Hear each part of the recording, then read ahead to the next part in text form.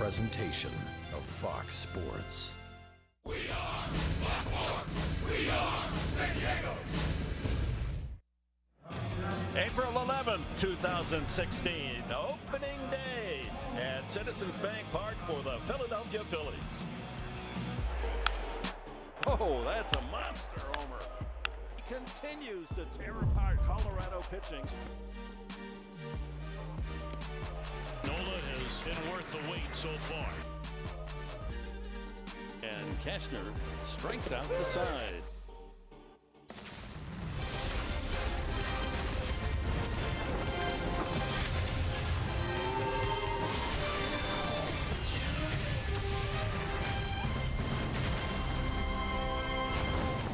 The San Diego Padres making their way from Rocky Mountain High to South Philadelphia, Citizens Bank Park, the scene for the Philadelphia Phillies home opener. Both teams begin play today at 2-4. Michael Franco, young cleanup hitting third baseman, off to a fine start for Philadelphia. And for the Padres, how about the performance of Matt Kemp in Colorado? 2 games, he had 3 home runs and drove in a personal record 10 RBIs. As we welcome you to opening day, no matter where you might be. It's always special, sellout crowd expected here. The Padres have never played very well here. In fact, against Philadelphia since 2004, when this park and Petco Park were first opened. Padres in 25 series have only won 5. Yeah, in the last few series, you talk about the youngsters and a good mix of veterans for the Philadelphia Phillies. Hey, they really got nothing to lose. They're in a rebuilding mode, so it's going to be a challenge today for the Padres as well as the Phillies. But they got some good young bats in that lineup, Dick. And Andrew Cashner will try to quiet those bats. He's had good success against Philadelphia. 2-1 with an ERA under 2. Even though the Padres lost yesterday, what did James Shields do? He went a solid 7. Well, when you look at these numbers, hopefully Andrew Cashner has followed suit today against these Phillies. Last time out, it was too much of a workload. 43 pitches in the first inning, total effort 94. So he's got swing and miss stuff. He needs a good first quick inning.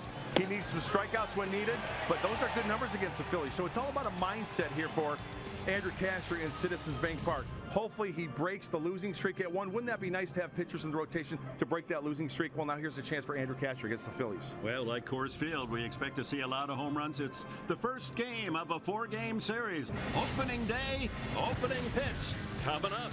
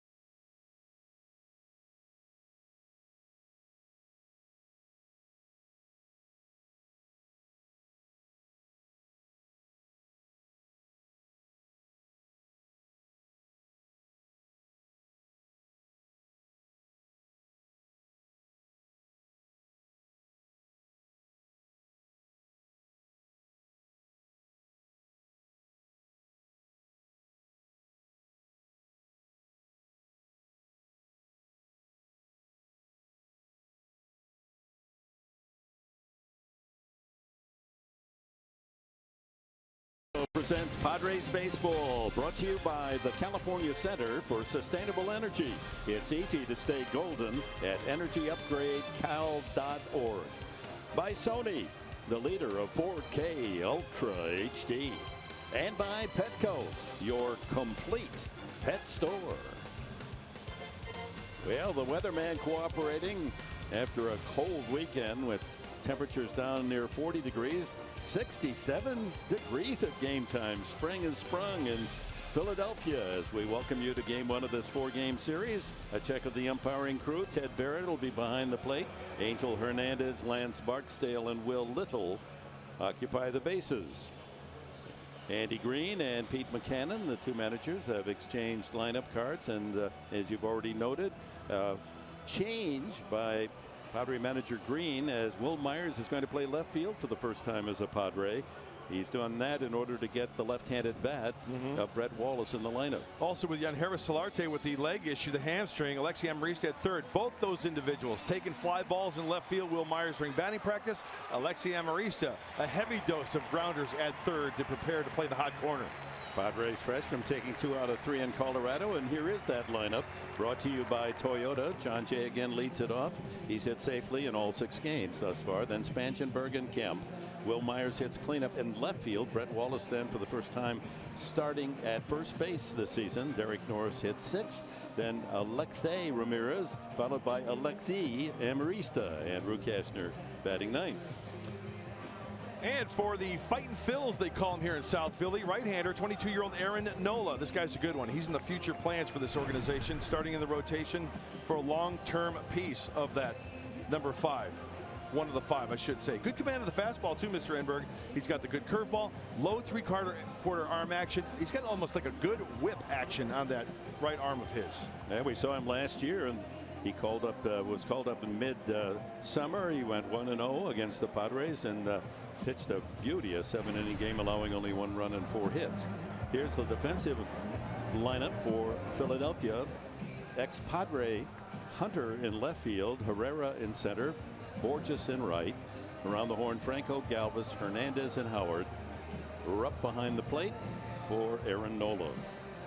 Ryan Howard, of course, the one remaining star from the Phillies' golden years of 10 years ago. In fact, Howard, National League Most Valuable Player back in 2006. All they did is hit 58 home runs and knock in 149. It's a cozy ballpark compared to Coors. Not as much green out there. 329 down the left field line and 330 to right. Pretty good shot for left-handed hitters here. It's they start salivating when they see how close that right field wall is. Yeah, I hear a lot of players calling this place Coors East. So you pitch up in the zone, you better be up and out of the zone to where hitters can't get on top of it to send it out of here. The ball does fly. The sellout crowd, many fans just filing in as we're set to go. John Jay steps in. The 22-year-old right-hander from Baton Rouge, Louisiana, Aaron Nola, getting his sign from his catcher Rupp, and we're underway. Pitch down low, ball 1.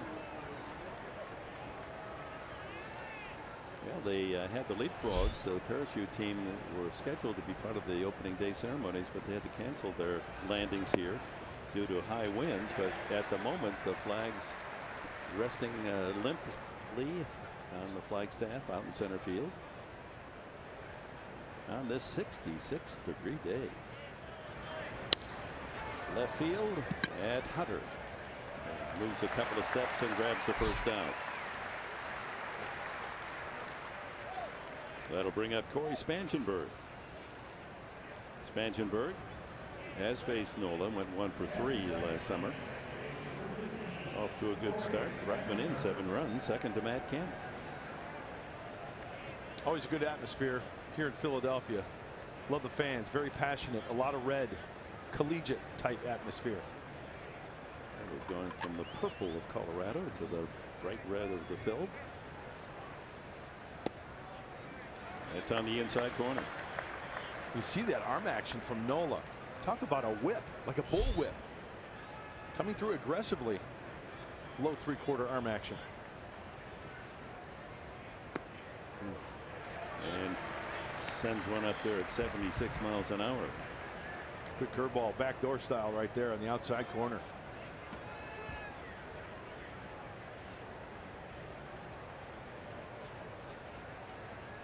And a 3-pitch strikeout of Spangenberg. 2 away.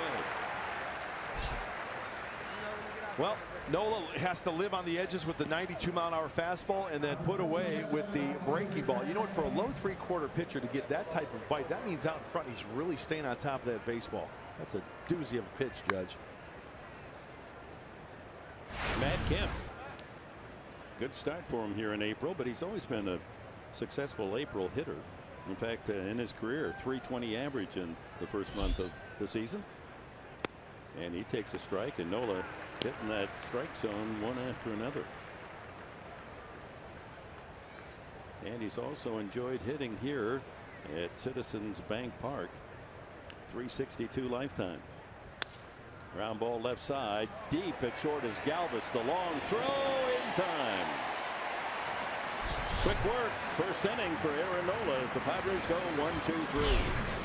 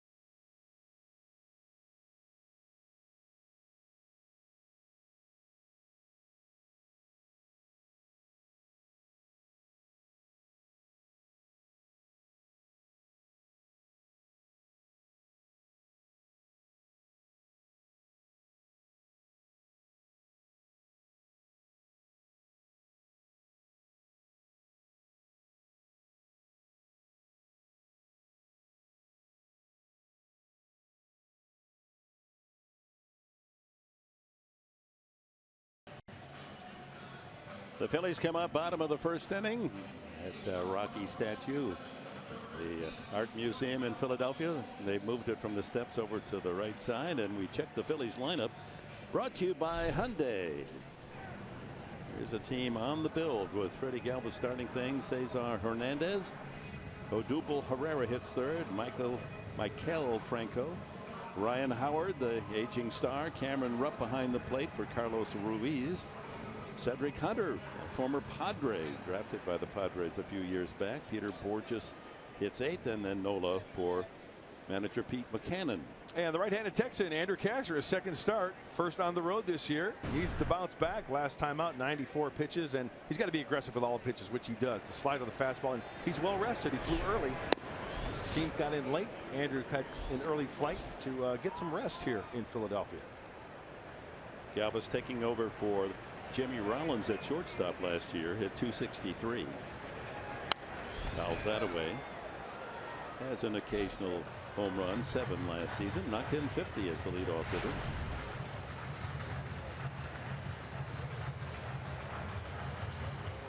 First 2 hitters in the lineup for Philadelphia are switch hitters. Gives Mackanin some nice flexibility to start a game. He knows that they can go right or left against whomever is on the mound for the opposition. Mackanin taking over last year as the interim manager, then signed to a 2-year deal. 2-2. He replaced Ryan Sandberg. Remember last year Sandberg retired midstream.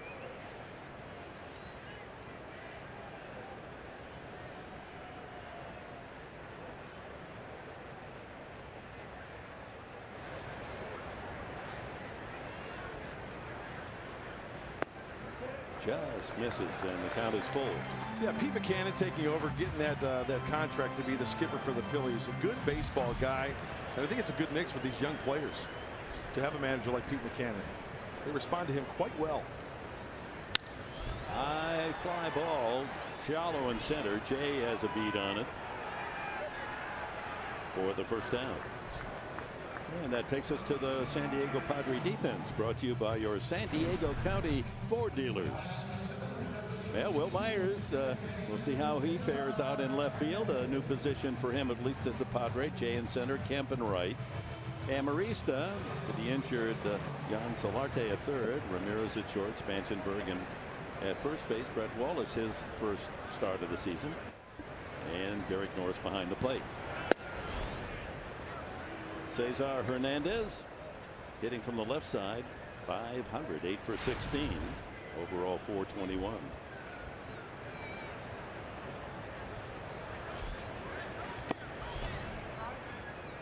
A ball and a strike. Pretty much a slap hitter, Hernandez. Left side, right side. He tries to just put the ball in play where it's pitched. Hey, if he runs into one, that's not his intent to hit one out of the ballpark. So with that said, Alexi Amarista in at third base for that little slap down the left field line, possibly. He likes to bunt for base hits as well. That's in there, 1 and 2. To your point, not much power. In fact, he hit only 1 home run all last year. He's 25 from Venezuela. He'll steal you a base. There's that protected swing, just trying to make contact. And 98 out of the hand of Andrew Cashner. With that said, the outfield playing the opposite way. Wil Myers is way over near the left field line, anticipating a fly ball that way. You see the left field line there, and Wil Myers. I'm sure a lot of communication between Jon Jay and Wil Myers this afternoon, I would say, Dick. Hey, yelling over there, hey, what do I need to do? Help me out here. He's going steady with that left field foul line. Better cut that time.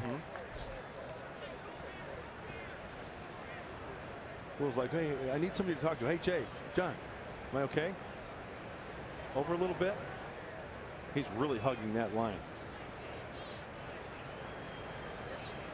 Back with the 1-2, Andrew Cashner. And there it goes to Myers. He gets an early chance. Boy, the ball will find you. 2 away. No matter where they try to hide a player, the ball goes to him invariably. Check of the keys to the game now, Mark Grant, brought to you by our San Diego Honda dealers. No love for Nola. Aaron Nola. Yeah, he's a stud in the rotation. Get to him early. I mean, because they've got good plans for this kid. And cash in on the opener here in the city of brotherly love for Andrew Cashner. Playing on words here on us, huh? And we got an early Cholula with that 98. Yeah. I bet we'll see that again. What do you think? Absolutely. Odubel Herrera, 4 for 22, a slow start for this talented young center fielder. Last year in his rookie season, he had 297 with 8 homers. Just 24. Another product of Venezuela. Boy, he occupies the full batter's box with his stance, doesn't he? Oh, Professor, you call it? How about the Cholula flamethrower? Why not? 98. Hey, that's hot sauce, Phillies fans. Hot sauce. It's more where that came from. 1-1. Well, you're crazy. You know, the fans here in the second deck, they're only. He's on his way to the asylum. Don't worry about it. He's going to be okay.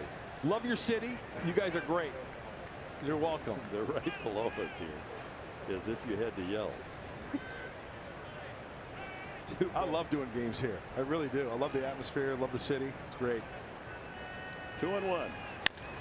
Ground ball backs Wallace up, so he'll have to play at the Cashner for the 3-1 putout. So both pitchers start 1, 2, 3 in the first.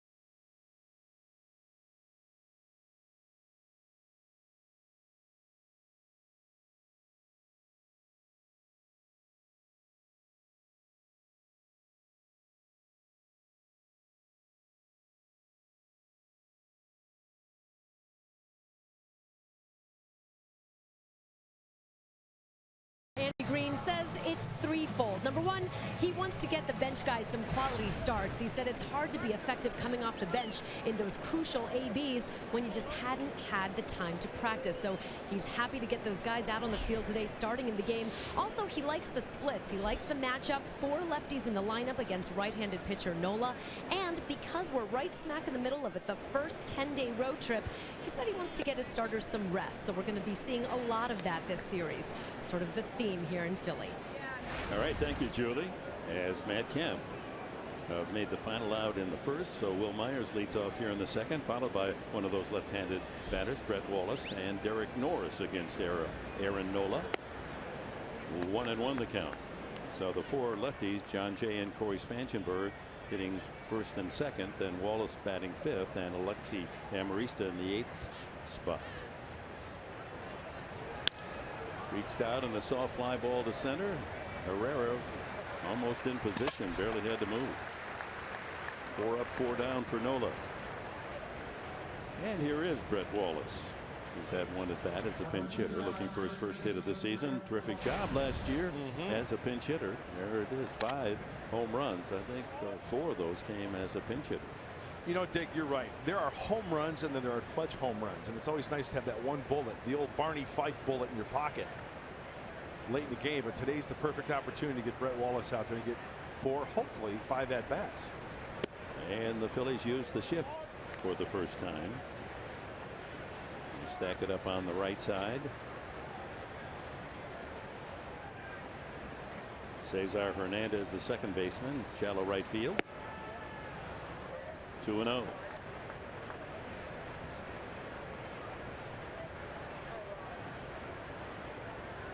It's a convenient right field wall. And he swings and fouls it away. Yeah, that 330 plays about 305, 310. It doesn't take much to get one up in that second deck if you've got a little pop in your bat. Brett Wallace, oh, he can put one over his cabeza right there. His picture, he can put one right about here. Right on the ESD. Yeah, exactly. 2-1. And another foul. That doesn't arc out away from the foul line as most ballparks do. It's a straight line. So in the power alley straight away over right fielder's head, that's only about 365.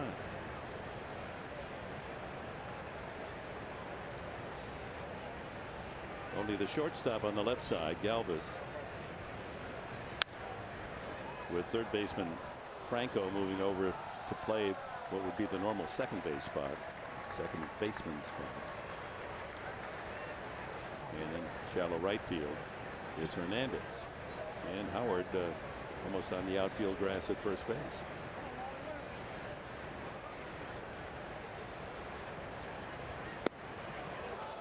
Curveball around the plate. That was mighty tight. Now that's a tough layoff right there, especially the breaking ball, trying to break the outside part of the plate. Pitch number 6, everything's away. Why? Well, he knows that Brett Wallace, if he turns on one, he's got a chance to hurt him. Fouled into the glove of catcher Cameron Rupp. Second strikeout for Nola. Spotting the fastball, running the fastball, and dropping the curveball on him for the strikeout. And Nola, innings 1 through 3 last year, gave up some runs. 268 average. Look what happens from 4th inning on. 1.89 ERA and batters hitting just 217. What's the moral of the story here? Get to this kid early. Once he gets going, gets that engine revved up, all the pistons are firing, he's ready to go on cruise control after that 3rd inning. Well, he's retired 5 in a row as Derek Norris steps in. 3 for 20 on the new season.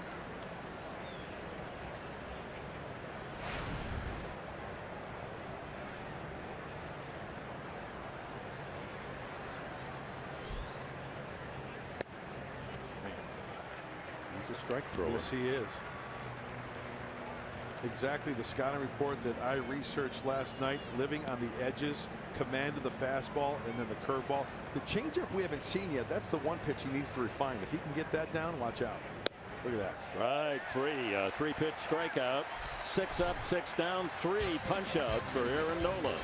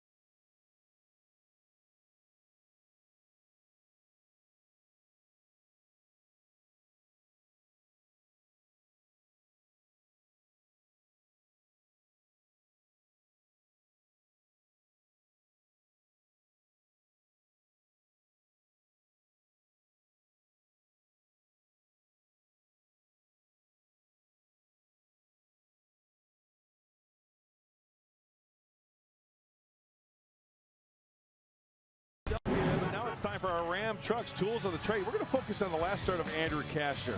Now, when you look at the glove of Derek Norris, look at the location of the pitch. He wants it down and away. It leaks up. Even though it's away, up spells trouble.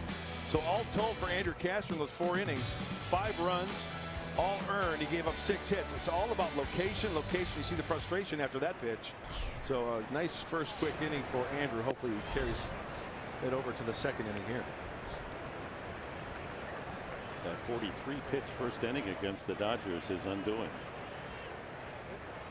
So far 16 pitches in that first inning against the Philadelphia Phillies today. Maikel Franco. He was Franco last year. He's Franco this year. Player to be named later? Yeah, I want to be clear on that pronunciations, and so it is. Franco. 6 for 18. And now 7 for 19. Off the glove of Amarista. The first hit of the game.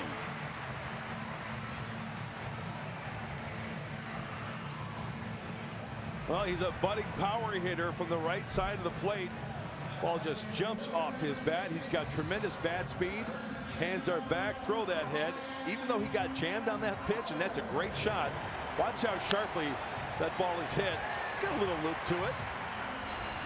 So not hit that hard. At first I thought it was, but diving. And Amarista cannot come up with it. Now here's the 36-year-old veteran Ryan Howard. Off to a slow start, 4 for 17, but a couple of more home runs to add to his career total. Now 359 home runs. He has enjoyed being employed by the Phillies and going to work, bringing his lunch pail and his bat to this ballpark. Yeah. It's the last year of Howard's contract, a big contract, as you can imagine. Shift on. 262 lifetime. 1,139 RBIs. It's been a force. It's made a lot of Philly fans happy. No doubt about that. World Series champs, playoffs. Ripped to right. Foul by about 10 feet. You know, I was doing some research last night, believe it or not, on Ryan Howard. And, you know, sure, he's got pop on the bat, and he'll hit mistakes like that last one right there, but out in front of it just a little bit. This ball is hit so hard, hooking. But I had to double, triple check this stat. Ryan Howard is just one of 24 players hit 40 or more home runs off right-handed pitchers in a single season.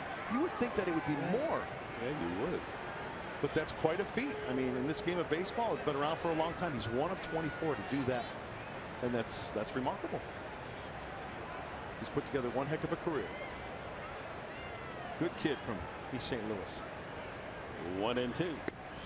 Misses inside. Wait a minute, you said you were doing the research last night? Yeah, I know. It's we a didn't shocker. land and get to our rooms till 1 o'clock. I was up till 4 o'clock last night, and this guy is just way behind. Hey, 2016 was a few months ago there, Cha-Cha. Yeah, we're still there. The pitch is away, full count. Maybe he's thinking it's New Year's opening day here in Philly, and he's wearing the 2016 glasses. That's right. It's like for a baseball, this is a happy New Year. Absolutely. For the home season. Padres hope that they'll make it unhappy as they did in Colorado Friday in the Rockies opener. Way into the upper deck. See that pitch, last pitch, number 6? That's, you know, 4, 5, 6 years ago. Ryan Howard is circling the bases, but he's late on that Andrew Cashner fastball. That pitch number 6 was right down the middle. But that's a good sign for Andrew. They can't catch up to it. The shift more dramatic than we've seen all year. Ramirez is almost on the second base side. Another foul. Andrew trying to go down and in to Howard and up and away as you take a look at the shift. All 4 infielders within 105 feet of each other. Franco with a leadoff single and another 3-2 pitch, the 8th pitch of this at bat. Swing and a miss on the changeup. Well done by Cashner. His first strikeout. Hey, after geared on the 95-plus fastball all at bat, look at this pitch here. Great arm action, same delivery from Andrew Cashner, and Howard way out in front of it. That'll hurt the back a little bit. That will really improve his his pitching success this year if he can continue to throw that changeup that effectively. And you know, you throw that changeup the first time in a ball game, and you throw it like that, that's going to build your confidence throughout this ball game. Hopefully, it pays off for Andrew. With a watchful eye of Darren Balsley. Cameron Rupp steps up, the catcher for the Phils. Former star with the Longhorns at Texas. It's a third-round pick 6 years ago. 3 for 12 so far this year.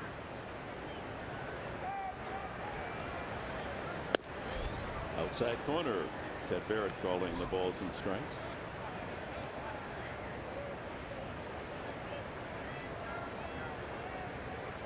So 7 games into the season, the Padres are playing in their third opener.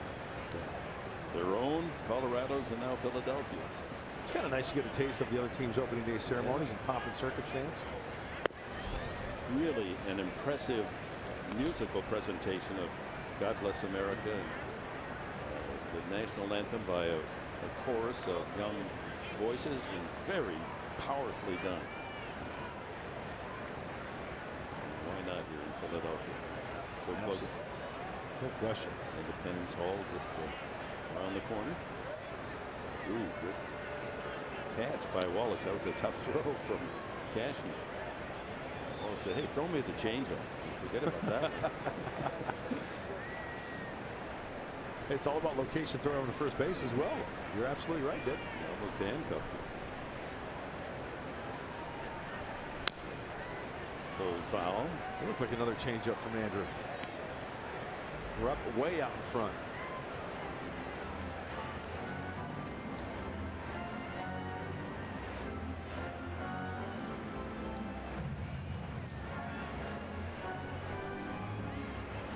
Of course, the day game today, tomorrow and Wednesday will be on the air at 4 o'clock for the night games. Padres will have the pregame show at 4 Tuesday and Wednesday. Fastball in. Get it in there. Swing and a miss. Strike 3. Back-to-back strikeouts. Howard and Rupp against Andrew Cashner.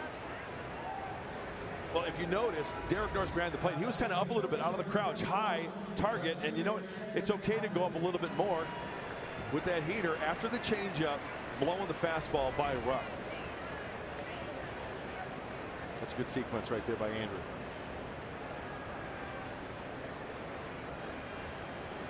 Cedric Hunter, 28 years of age now. Top draft pick of the Padres, didn't quite make it with San Diego. Did come up for a cup of coffee, and it was no more than that. 6 at bats and 1 hit back in 2011. 2 for 18 so far in the Phillies season.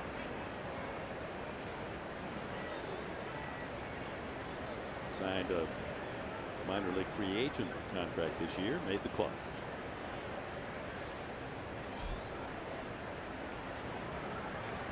They shift him as well, and another strike. Cashner throwing lasers. I tell you what, even that 96-mile-an-hour pitch there, Dick, had some tremendous late movement to it.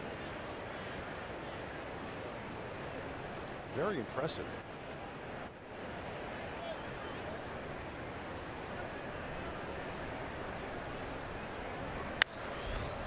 Hit pretty well, left center field. Jay, a long run, and Myers, and it's Jay making the catch 1 step from the boards. John Jay running a perfect route. He would have been a good wide receiver, wouldn't he? He took off and he caught that ball like he's going into the end zone. No score after 2.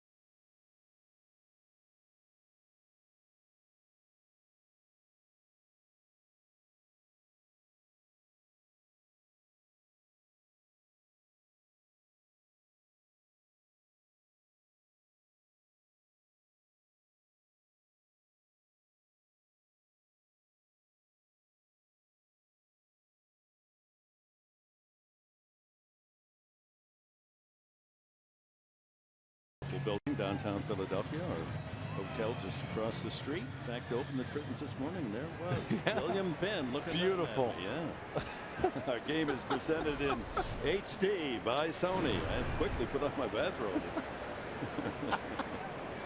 Oh, that William Penn. You got to watch out for him. He's right up on the top of that wonderfully attractive architectural building. Alexei Ramirez takes a strike. 3 strikeouts for Aaron Nola, 2 for Andrew Cashner as we move to the 3rd inning of this scoreless tie. Alexei 4 for 23. Fouls that away. Cashner and then Jay to follow. Oh, check that. Amarista and then Cashner.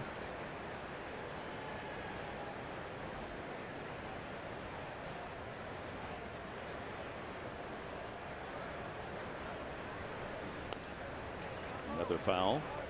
He's way out in front of that change. Nola, perfect pitching size, 6'2", a lean 196. Former Bayou Bengal at LSU. He was a first-round pick just 2 years ago by Philadelphia, 7th overall. Reaches out and Ramirez drops that one into left center field for a base hit. Padres have their first hit. He's fooled on the pitch, but had enough left to just give it a little short swing and stroked it into center. First time that the Padres made contact on that Nola curveball. It's a good one. Yeah, even though it's a sweeping swing, you just get it out there and dump it into shallow left center field for the base knock. There goes the no-hitter. No for Nola. Yeah, there you go. Alexei Amarista, his first at bat of the season since being called up from El Paso. Filled the void left by the injury to Jan Solarte. Solarte with a hamstring, and hopefully they were able to get treatment on that injury and it'll be effective so that he'll be back after 15 days. But that would be quite something if he recovers that quickly based on how severely he seemed to pull that hamstring. So Amarista's here. You know, I've always felt that's one of those injuries to where right when you feel like you're doing okay, hey, take a few more days. You'd rather sacrifice 3 or 4 more days than another month.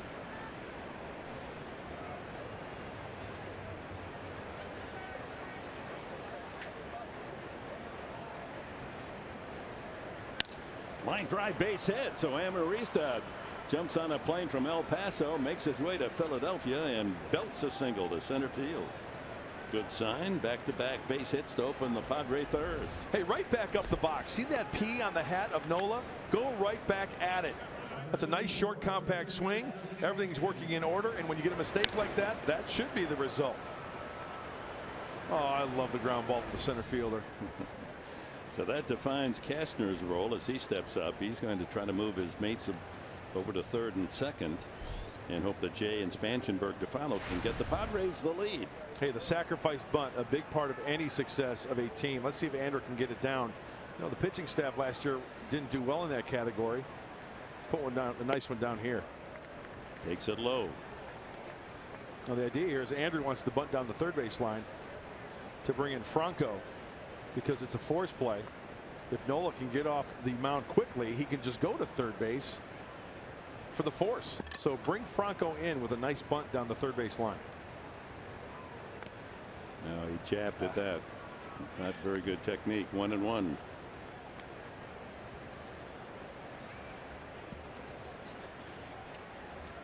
Glenn Hoffman, that could all be just disguise. Window dressing, because it's obvious that the bunt's the play, although Cashner can use that butcher boy. We saw it effectively yesterday. Colorado. Bunts it in the air. That's almost an infield fly rule. Not good at all. So he's unable to help himself. And top of the order, Jon Jay. Well, the bat is out front as he kind of pokes out a little bit. Works underneath it.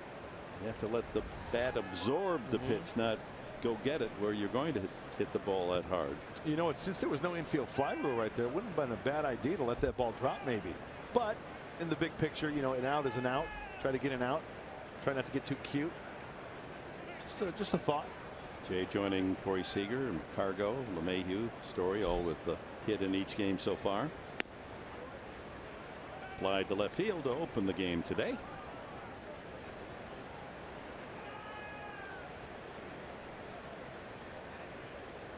Back-to-back singles to start the third. Ramirez and Amarista aboard. And a drive to right field. That's headed toward the corner. Here comes Ramirez to score. Amarista on his way to third on a double by John Jay. And the Padres take the early 1-0 lead. 7 straight games. Jay has delivered a base hit. And that's a big one. They stay hot. Second time around for these Padre hitters against Aaron Nola. They've got a good look at the two-seam fastball and the curveball. Pretty much two-pitch pitcher up to this point. We talk about hitting a mistake. John Jay pulls this one, and watch the right-hander. It's a high two-seamer. Get on top of it. Everybody's off and running. 1 on the board and 2 in scoring position. With just 1 out for Spangenberg, who struck out the first time.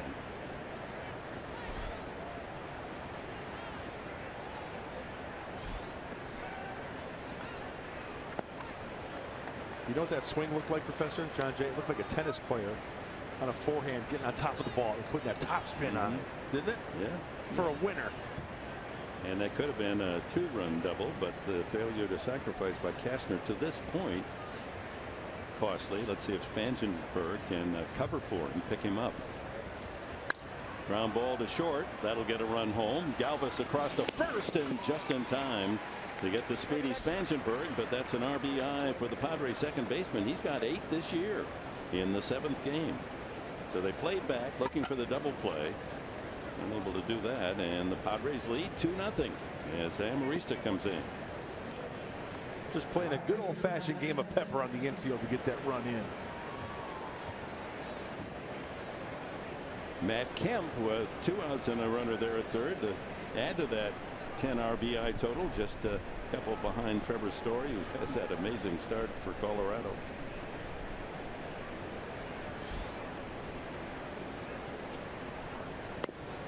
Kemp grounded to short his first time.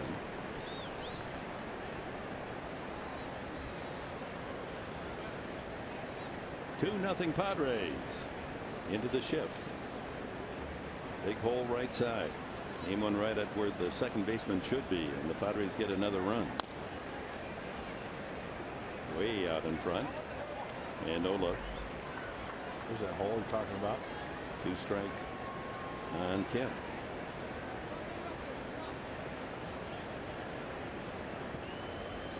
Singles by Ramirez and Amarista. Jay with an RBI double. Spangenberg with a ground ball RBI outside, but not by much. Nola had taken a false step toward his dugout.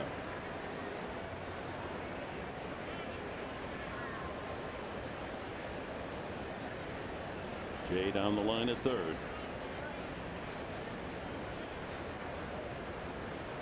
Breaking ball.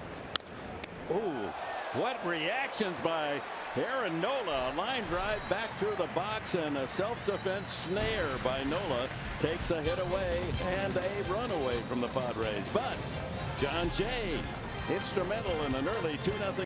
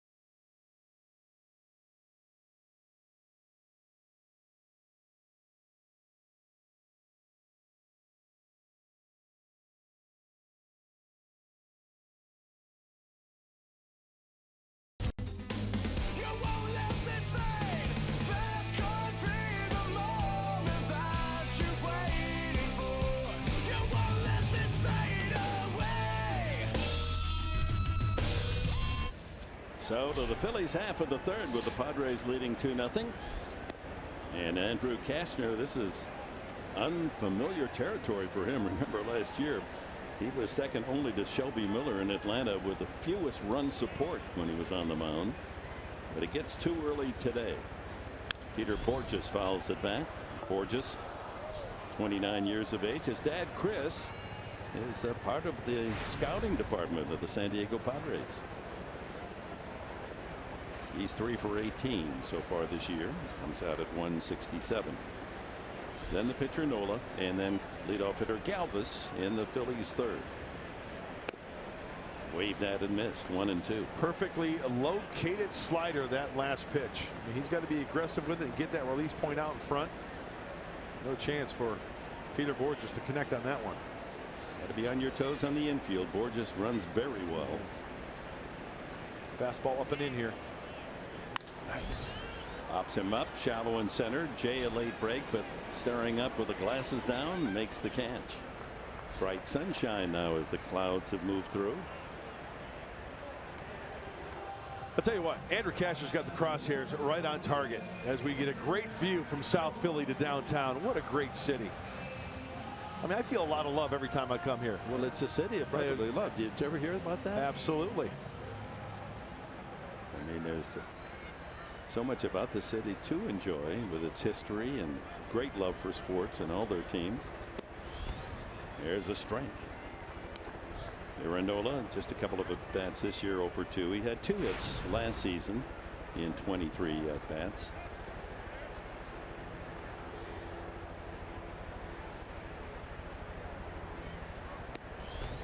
One and one.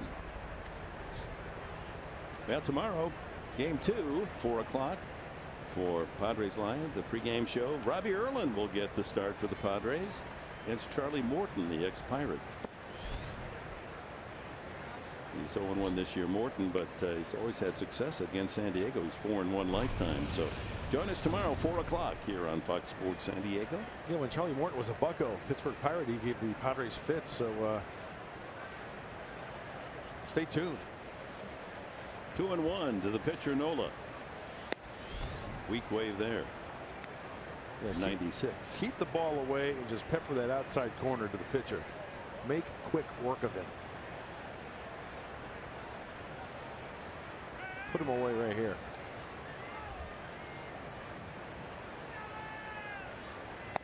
It's just off the plate, apparently a little low at 97. Wow. Good pitch. That's a pitcher's pitch, and that's doesn't get the call. So 3-2 to Nola. Gets him anyway. Third strikeout. Cashner. Andrew listed at 6'6" and 225 in the spring guide, but he's 228 now. That beard is another 3 pounds. He's letting it go, isn't he? He sure is. Boy, free and easy. Yeah. Ashby like. Free and easy. That's what I'm talking about. Once a Phil and once a Padre, Andy Ashby. Leadoff hitter Galvis. Fly to center to lead off the first inning. No, Dick, you make a good point, though. Andrew is effortless in that delivery, but it just jumps. The ball jumps out of his hand.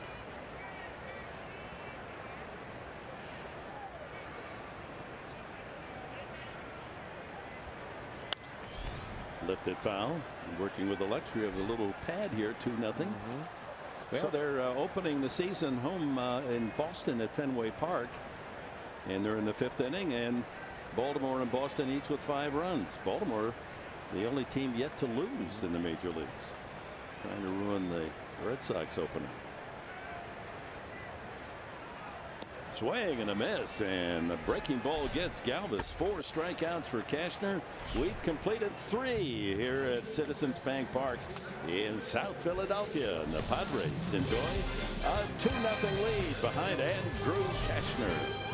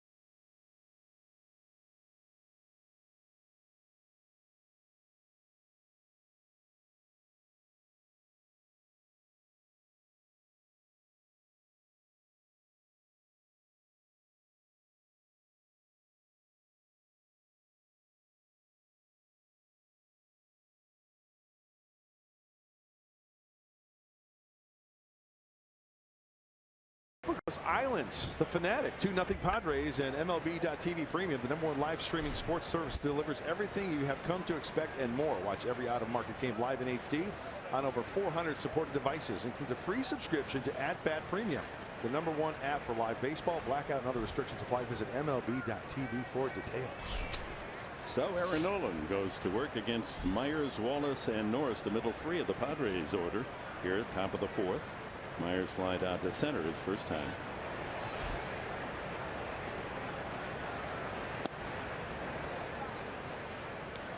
So Will patrolling left field this afternoon. So far so good. One chance.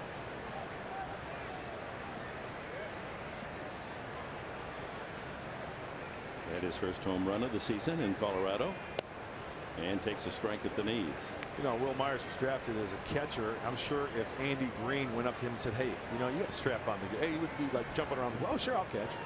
Whatever you need me to do. No, he does have such a boyish attitude. Doesn't he? I love the kid. A ball, 2 strikes.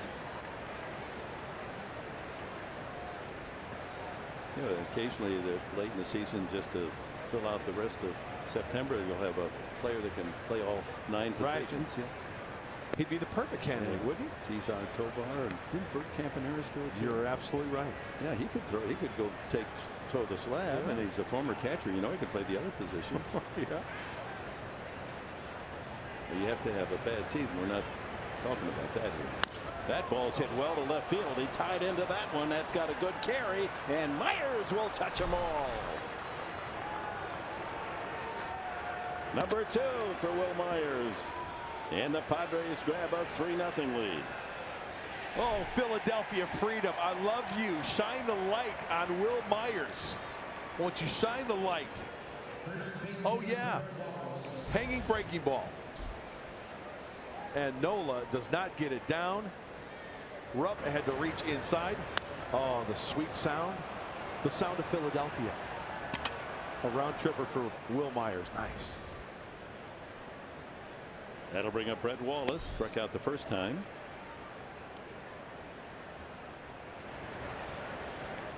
And we saw the home run ball aplenty in Colorado, and it figures we're going to see more than the share, the normal share, here in Philadelphia.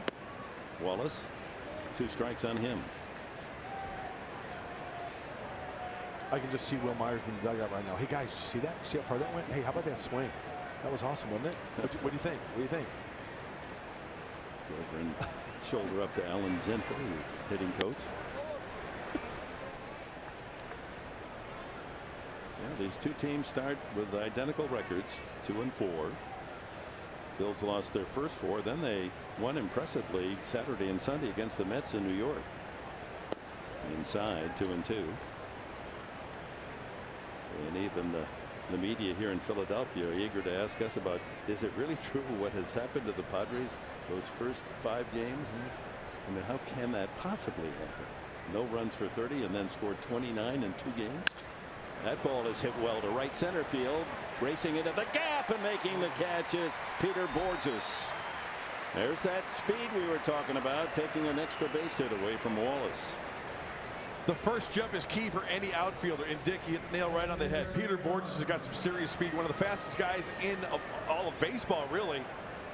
Oh, and the old snow cone. That close to extra bases for Wallace, but out number 1 here in the 4th inning. That kid can run. Derek Norris took a 3rd strike his first time.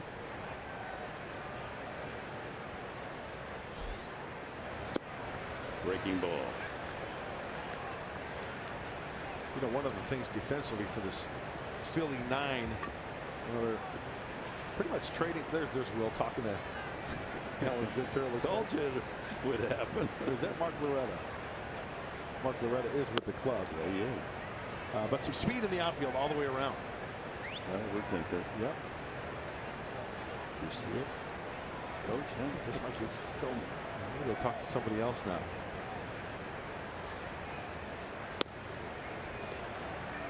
Oh, he's going to talk to the policeman. He's going to talk to Officer Krupke down there. Norris, befuddled by Nola's offerings, takes another pitch for a strike, and now it's 1-2.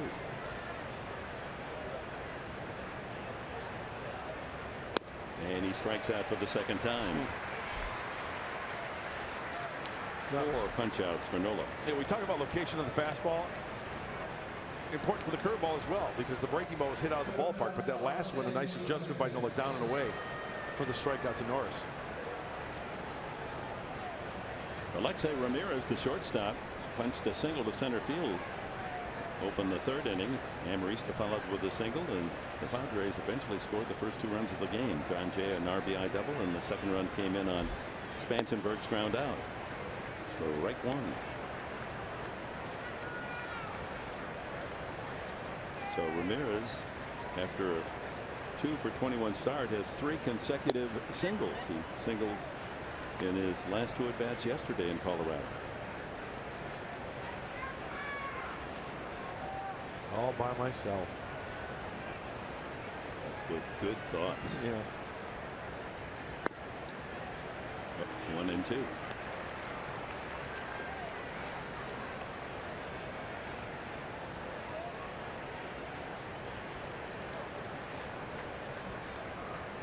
Nola in his opener 7 innings did not walk a man. He's not walked anyone today. He does have excellent control.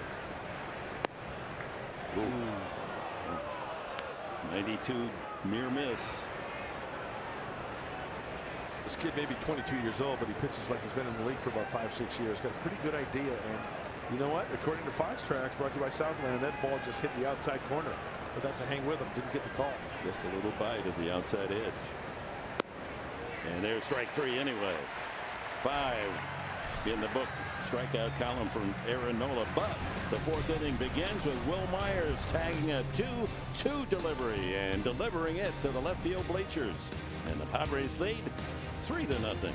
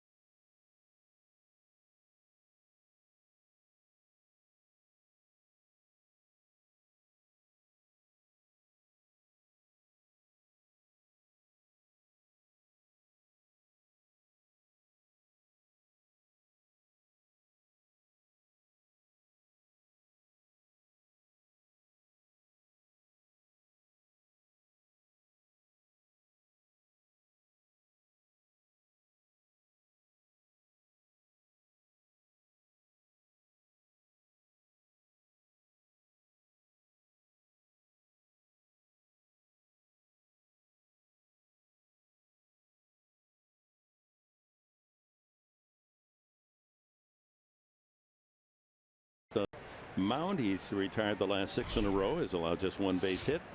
Maikel Franco, a single. Odubel Herrera will start things. Check that. Cesar Hernandez, then Herrera and Franco here in the 4th. Wil Myers out there in left field.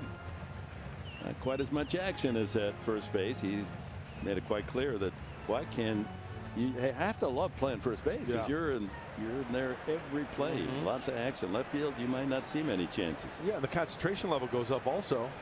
You got to be with every pitch, and you never know. Different read off the bat. I mean, you talk about the right side of the infield. Now you're on the left side of the outfield. More room to roam. And John Jay just positioned him. Did you see that? I just happened to look out at John Jay, and he kind of pointed, and he pushed him in a little bit and moved over towards the left. He looks like a kid in Little League. He's looking at the coach. Hey, coach. More? The 0-2 pitch. Ground ball sharply and by Brett Wallace into the right field corner. Hernandez can run, and he's thinking 3. And he may be thinking more trouble in the right field corner, and finally they get the ball out of there, and the throw comes into Norris, and somebody's better cover third, home plate, and Amarista comes down from third. Right fielder Matt Kemp, we couldn't see what happened in the corner from our angle, but obviously he had trouble digging the ball out. Here it is. It kind of, it takes a wicked carom there, and if Kemp doesn't at least stop that one, that's going to be an inside the park home run. And you can hear from the crowd, as soon as that ball went into the corner, everybody was up and yelling and cheering for Cesar Hernandez. I'll tell you what, if he didn't break stride, Juan Samuel, the third base coach, if he gave him the old windmill, he would have scored easily. He really would. Because then the throw came in and there was no cutoff or rolled all the way to the catcher, Norris. So the Phillies trailing 3-0 get a triple leading off from Hernandez here in the fourth. And a foul on the first swing by Odubel Herrera. Grounded to first his first time.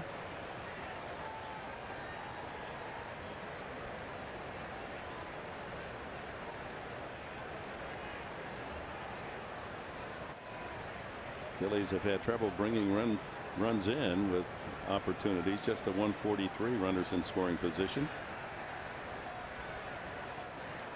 And out will do the job here. Infield back.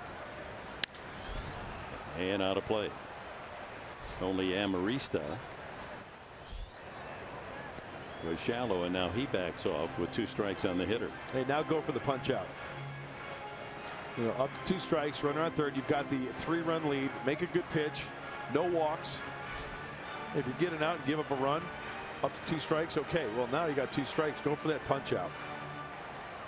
And Derek Norris is going to have to be on his toes as well for that ball in the dirt.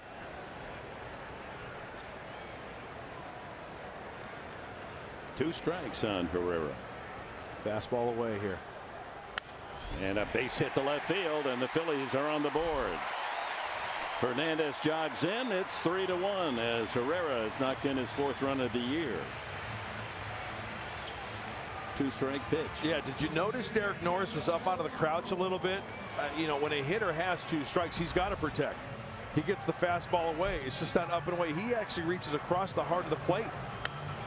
And Herrera does a nice job for a young hitter to hit that ball well where it was pitched. Yeah, we're going to hear a lot from this young man. He's just 24.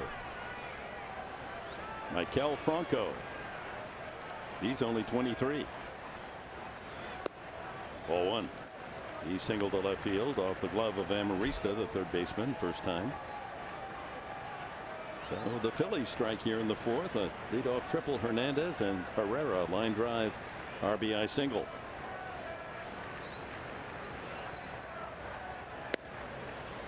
.94 on that strike. By the way, that single to left field off the bat of Herrera, 98. But because it caught too much of the plate, outer half, he stayed on it nicely. Chicken winged it to left field for the base knock. Good backhand dig by the catcher Norris. Now Franco has done well against most of the pitching in the National League, but not the Padres. 2 for 21. Hopefully that trend continues. 1 for 20 until he singled his first time up today. Infield looking for a double play chance. 2-seamer away here to Franco. Pop fly. That's a tough chance, but the second baseman Spangenberg gets Wallace out of the way and makes the catch in fair territory. 1 away.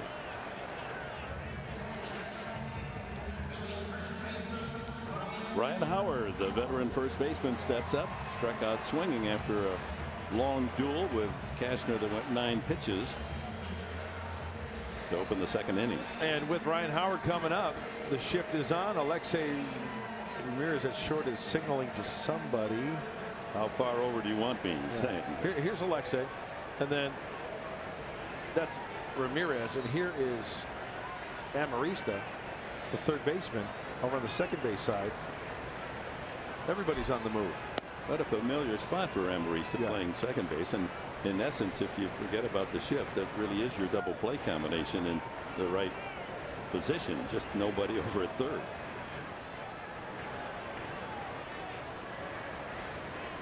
Good double play candidate, Howard. You know, it's an interesting move here. Let's say they put him in motion, right? Let's say Herrera steals second. It'd be a heck of a race to see Alexei Ramirez try to catch Herrera if he went to third base. There's nobody over there. Yeah, Norris would almost have to anticipate that and sprint over to third from his catcher's position. I'll tell you what, that would be in my bag of tricks if I was Pete Mackanin, and you've got the shift with Howard. Steal second base, and then it's a race to the third base bag.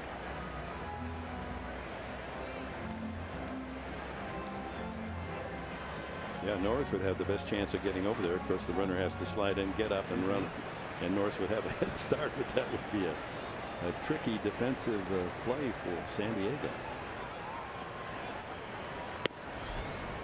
1-2 to Howard. 95 on that heater.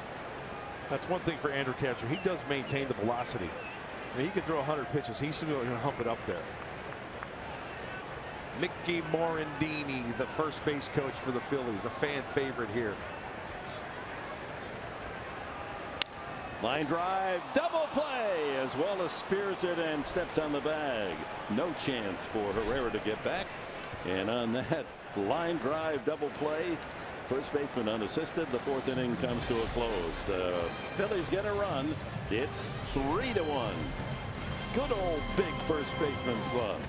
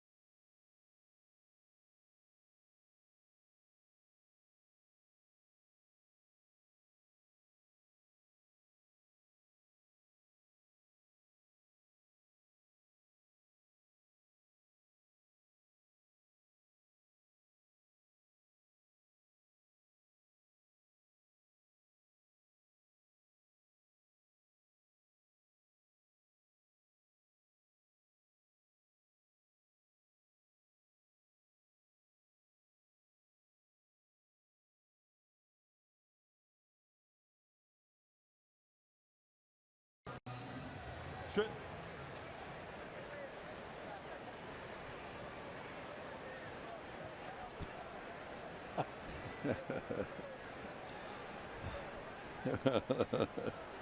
Boy, that was really disappointing, Mark Sweeney. Come on.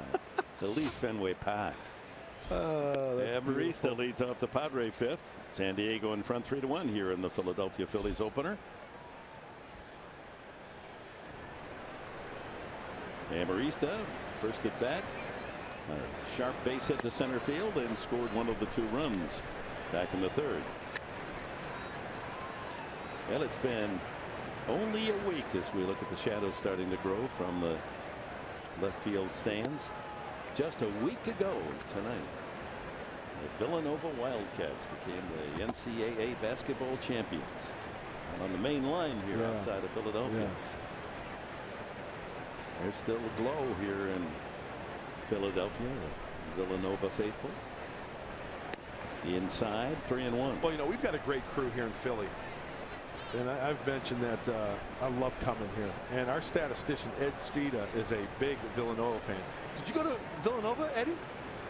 He's sporting the Villanova National Championship pullover today, too. High fly ball to deep right center. Well back and to the wall, and making the catch is Odubel Herrera. Boy, Amarista gave it quite a ride. 400 foot out. Missed it by that much. And the key for any outfielder is to get back as far as you can. And a nice two-handed grab by Herrera. The ball continued to carry, and you check the flags now. It was no wind at all at the start of the game. Now the wind is blowing straight out, and that boosted Amarista's bid for a home run. Almost there. That's going to help the hitters. Andrew Cashner failed to sacrifice his only time up and takes a strike.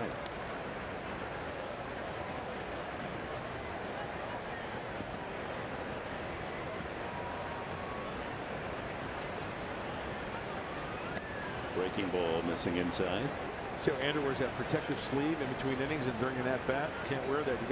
It's got to maintain consistency when you're out there on the hill. You can't have one arm covered and the other arm not covered. So just a little sleeve there to keep that elbow warm. Maybe a little compression sleeve. Cashner with 25 career hits, one of them a home run. Falls behind 1-2.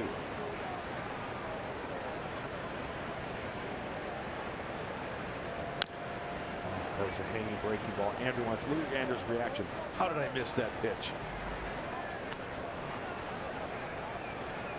One out here in the top of the fifth. Padres with a 2-run advantage. Cashner with John Jay on deck. Jay with a key hit. An RBI double back in the third.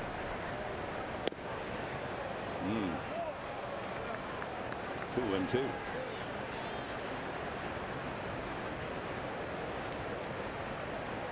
National College Pitcher of the Year just 2 years ago at LSU. Aaron Nola. And that strike 3 taken right down the middle. 6 punch outs now for Nola. Our San Diego fan of the game appears here at Citizens Bank Park. We're trying to find him. And we're still looking. And hey, you can't hide from Michael Odino and his premier camera crew. Young man there wearing proudly the SD hat. Rooting for a Friar victory, you bet, in the sea of red. He's got a major league look. Yeah. Jay pulled a double into the right field corner, knocked in a run, set up a second run in the third inning. He's hit safely now all 7 games of the year.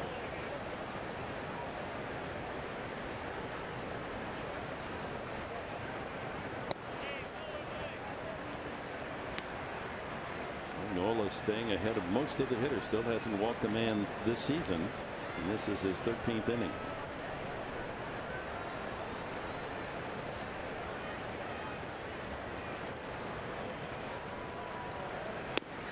Oh, that's a good pitch. I love that two-seamer from a righty into a lefty that kind of straightens him up a little bit. That did not miss by much.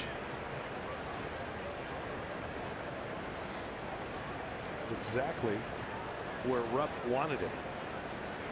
Here comes the curveball. And he gets him on the breaking ball down at the ankles. 7 strikeouts for Aaron Nola. 3-1 the score. Padres.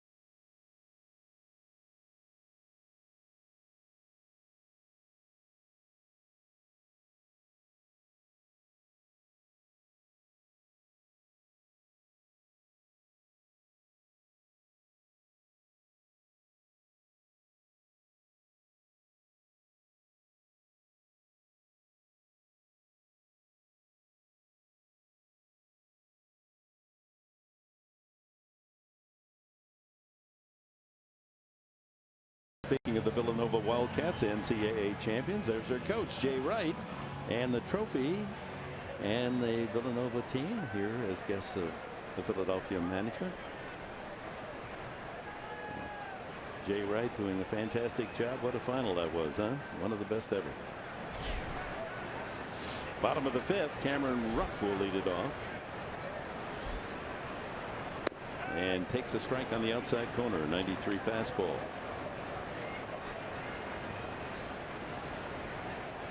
You know, I just hope the NCAA can make more money. I mean, I think they ought to, because then they could really get a trophy that would match the championship trophies of all the other sports. It's just, I mean, yeah, you know what? I don't mean to be critical, but I've always thought that. I think, why can't the NCAA come up with a nicer looking trophy? I mean, I don't know. The budget must be around $25-30 for the trophy. I mean, it's what it represents is what's important. Obviously. Absolutely, no question about it. But if you see one of those in a trophy case, it's not like you stop and say, "Wow, that's it for a national championship." Hey, the Pick the Stick trophy with the gnome is better than the NCAA men's basketball championship trophy. And sorry about getting that on my mantle. Oh, because 2 in a row. You had to work that in. Yeah. Where are you this year? I know, last place. It's a long season, Professor. I know. Hey, you're doing pretty well, by the way. Oh, yeah. Second place. Out of last place. No, I'm third. Ball is fair, although it lands in foul territory. Third base umpire says that's over the bag. And on his way to second and holding is Cameron Rupp with a leadoff double. Boy, he measured that just right. Yep. Barely over the corner, and that's the third base umpire Will Little's call. And Emery used to have a little chat, and it hit before the bag. So therefore, in the umpire's judgment, certainly it lands foul, but in his judgment, the ball right there goes over the third base bag because it hit before the bag. Therefore, a fair ball. Wow, that's a tough one. Yeah, that's the a ball real lands tough that one. far foul on the next bounce. That's a generous call at third base. Tough call, but Rupp benefits, and the Phillies do with the leadoff double. So the Padres have seen the Phils do well with the leadoff man. Franco got a single to lead off the second.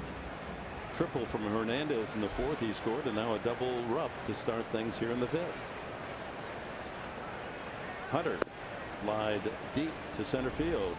John Jay making a good play the first time. Okay, here's where the ball first hit off the bat, right out in front of play. So see where that dirt came up?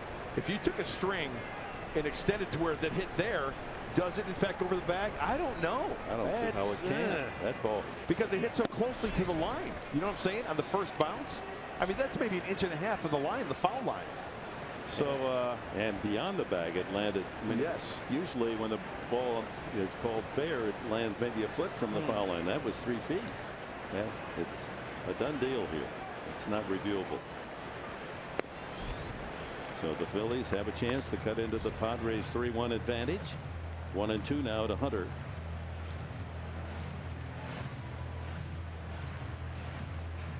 Each team with 4 hits. Padres lead where it counts, 3-1.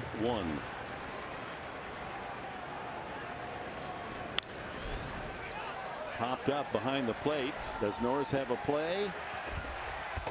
Oh, just out of his reach.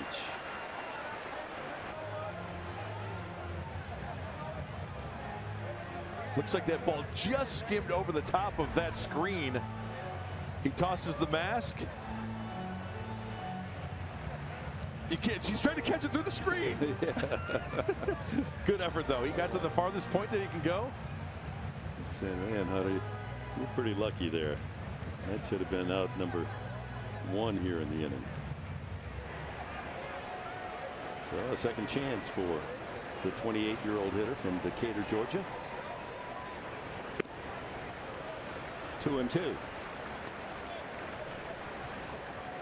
It's an interesting approach to hitting, isn't it? I was just going to say, did you see him drop his hands and wind up there? Yeah. With a guy throwing 98 miles an hour to do that. So I defy any hitter who does that to try to turn around a fastball the inside part of the plate at 96, 98. Popped up into left field. Myers or Ramirez. Myers, the left fielder. That's right. If you're just joining us, Will Myers getting his first start in left field in order to accommodate the left-handed bat of Brett Wallace at first. Got to yell that one out. Will Myers got to take charge. 2 for 2 Myers out there, plus a home run on offense. Very nice. Peter Borges fly to center his first time.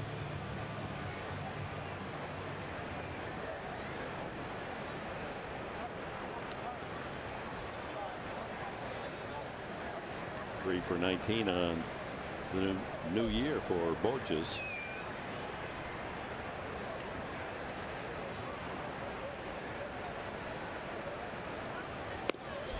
Pours in a fastball strike.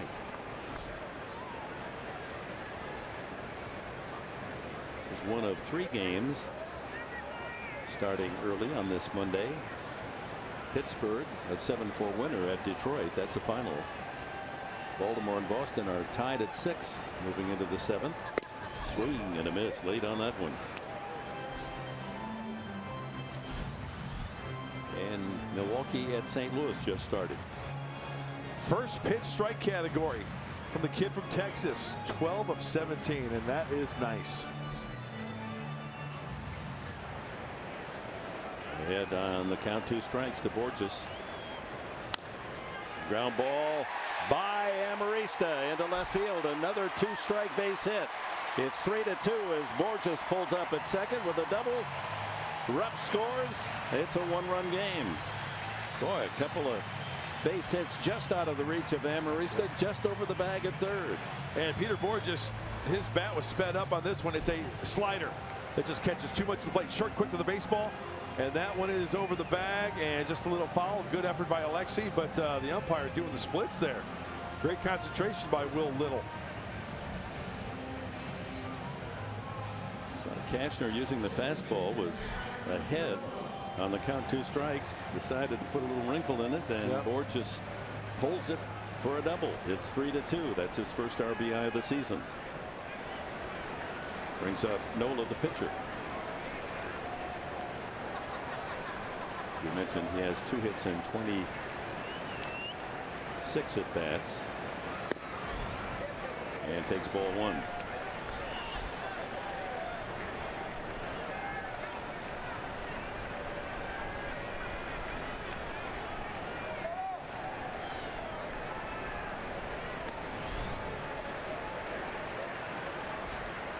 Hey, keep an eye on Borges out there. That's right, with 1 out. That's the situation. If you do think you can kill for third, got to be sure. Yeah, the other way to think about it, he is so fast. A single to the outfield, he's most likely going to score. 2-1 to the pitcher, who struck out the first time. Chance to help himself. Tying run out there at second, 1 out.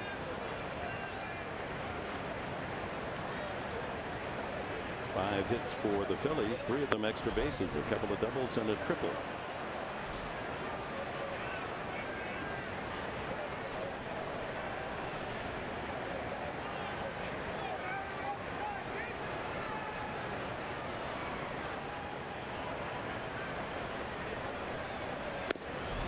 And a full count to the pitcher. Cashner has struck out 4. He's not walked a man. Neither pitcher has. He's got some serious giddy up working today. 97, 98. Back toward us. I think the pitches that Andrew has gotten so-called hurt on, and I put my hands up in the air in parentheses. I'm not really saying getting hurt on, but the Borges pitch was a slider that sped up his bat. I believe the pitch to Rupp was an off-speed pitch as well. I'd have to check that one, but bury the slider if you can. And he takes care of business there as he blows the fastball by Nola for the 2nd out. 5 strikeouts. This copyrighted telecast is presented by authority of the San Diego Padres and may not be reproduced or retransmitted in any form. The accounts and description of this game may not be disseminated without the express written consent of the San Diego Padres. So with 2 away, tying run at second. Top of the order, Freddie Galvis. He's flied out and struck out. Borges with his lead at second.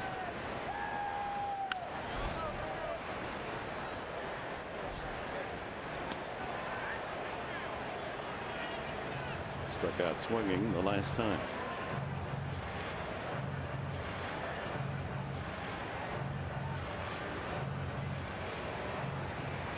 Never been easy to win here at Citizens Bank Park for the Padres.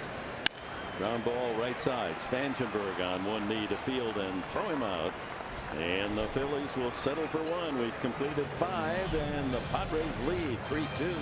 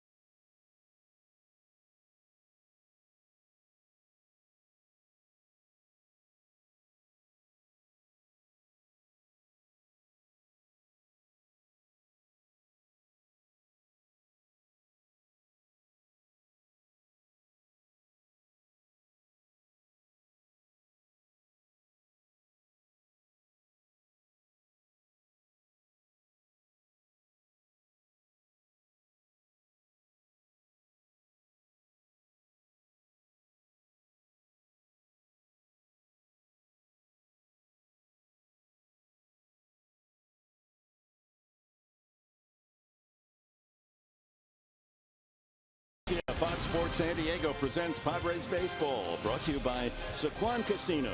Sign up for the new Padres Club Card today. By Jack in the Box. Taste the Baconlicious Sourdough Bacon Ranch Combo. And by Mercury Insurance. We're on a mission to save you money. Log on to mercuryinsurance.com today. With Mark Grant and Julie Alexandria, Dick Enberg, welcome back to Philadelphia. The Padres leading the Phillies 3-2 on Philadelphia's home opener, and the Philly fanatic at it as always. Your favorite. Doing his best impression of Gene Simmons of Kiss. He wants to rock and roll and party all night long. That's what he wants to do. Corey Spangenberg leads off the Padres 6th. He has knocked in a run with a ground out. His 8th RBI of the season, only 2 behind the club leader Matt Kemp. Struck out the first time and runs the count to 2-0. Spangenberg, Kemp, and Myers for the Padres here in the 6th. Phillies carving their way through that 3-0 lead to 3-2. Out of play. In case you're just joining us, the Padres on the board first in the 3rd. Singles by Ramirez and Amarista to open the inning. Jay doubled in a run and scored on Spangenberg's ground out. Will Myers homered to lead off the 4th, his 2nd home run of the season, to make it 3-0. Breaking ball in there, 2-2. Phillies chipping away in the 4th. Triple leading off for Cesar Hernandez. Herrera knocked him in with a single, and then doubles by Rupp and Borges in the 5th inning to make it 3-2. And another strikeout. That's 8 for Aaron Nola and matches his young career high.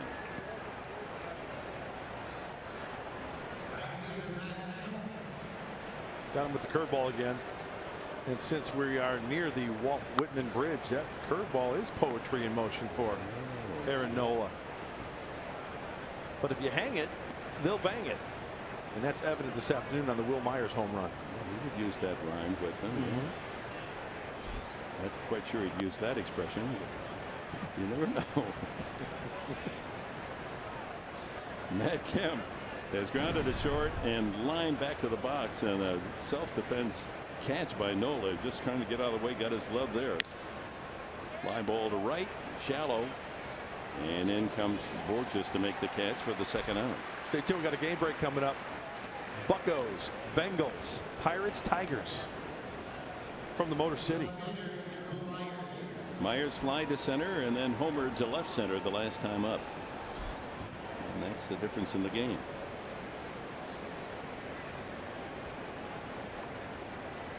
Padres will send Robbie Erlin to the mound tomorrow night, then Colin Ray Wednesday night. Thursday day game, it'll be Drew Pomeranz.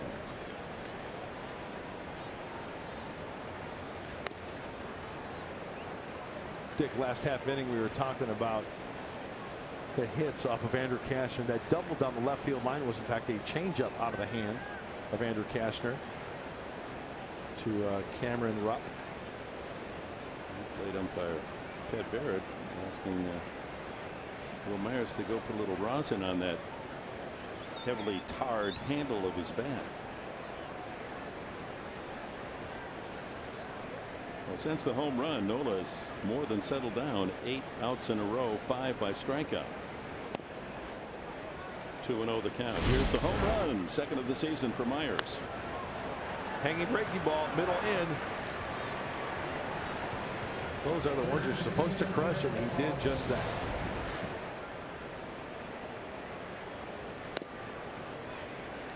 And how does Nola counter? 2 seamers away. I'll bet you a dime to donuts that he doesn't. If he's going to throw him a breaking ball, he's going to bounce it down and away. He's keeping the ball away from Myers. And that one in the heart of the plate. 84th pitch of the afternoon coming up from this 22-year-old. Older brother's also in professional baseball. Infielder Austin, 26. Nola, Miami organization. The Nola boys have something to talk about in the winter.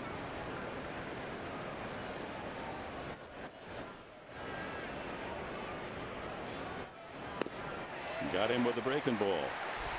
9 strikeouts. It's his 15th start, Nola. That's his career high.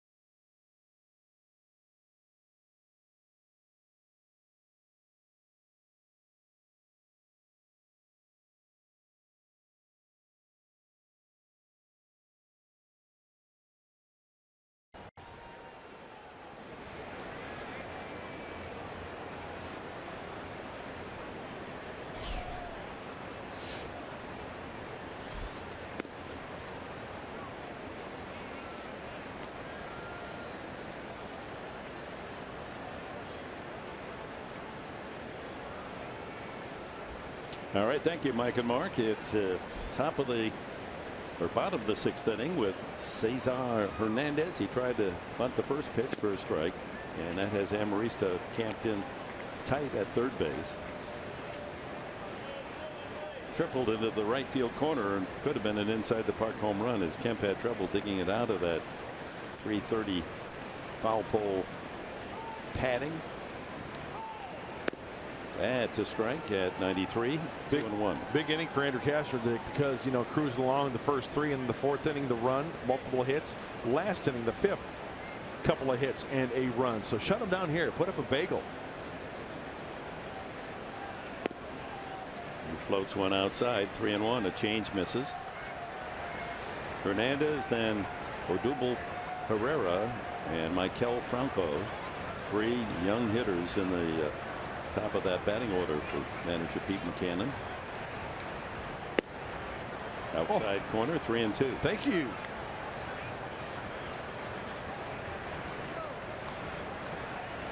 That appeared to be clearly wide on our Fox tracks. Yeah, that was on the corner, all right. Corner of Broad and Pattison, but he'll take it. Lifted foul down the left field side. Don't you just get a good feel of coming to the city, Dick? You've got the arena for the hockey team. You've got the football field right across the street. You've got Citizens Bank Park here. Yeah, it's a terrific complex. 3 stadia. Yep. Right here in one spot. Beautiful skyline.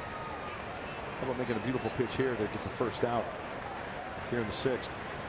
Nice. Ball 4. Leadoff walk. It's the first walk of the game. Never good when that leadoff man gets a free pass. It's time for our Harrah's game summary. John Jay knocked in the first run of the game for the Padres, and then Corey Spangenberg's groundout made it 2-0 before Will Myers' home run 3-0. And the Phils came back. Herrera line drive single, brought in Hernandez, who had tripled, and then Borges with that one measured just over the bag at third. That brought in Cameron Rupp, who had doubled, and it's a 3-2 game. But Cashner's walked the leadoff man, and here's Odubel Herrera.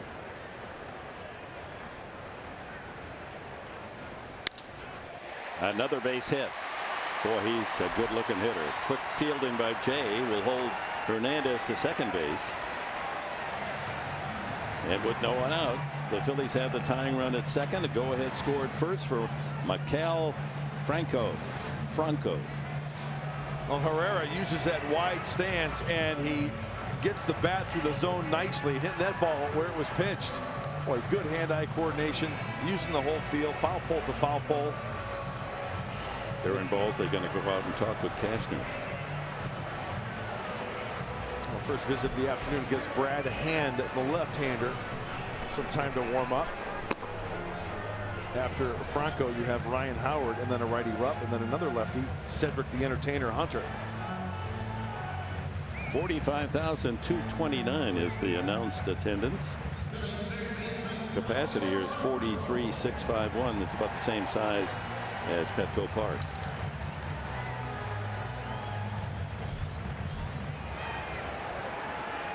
Tickets are sold, not necessarily seats filled. 45,229. Heavy workload in the 5th for Andrew Cashner. 22 pitches. And there's another base hit. Line to right. Up quickly as Kemp. He'll fire in, and that'll hold the runner at third.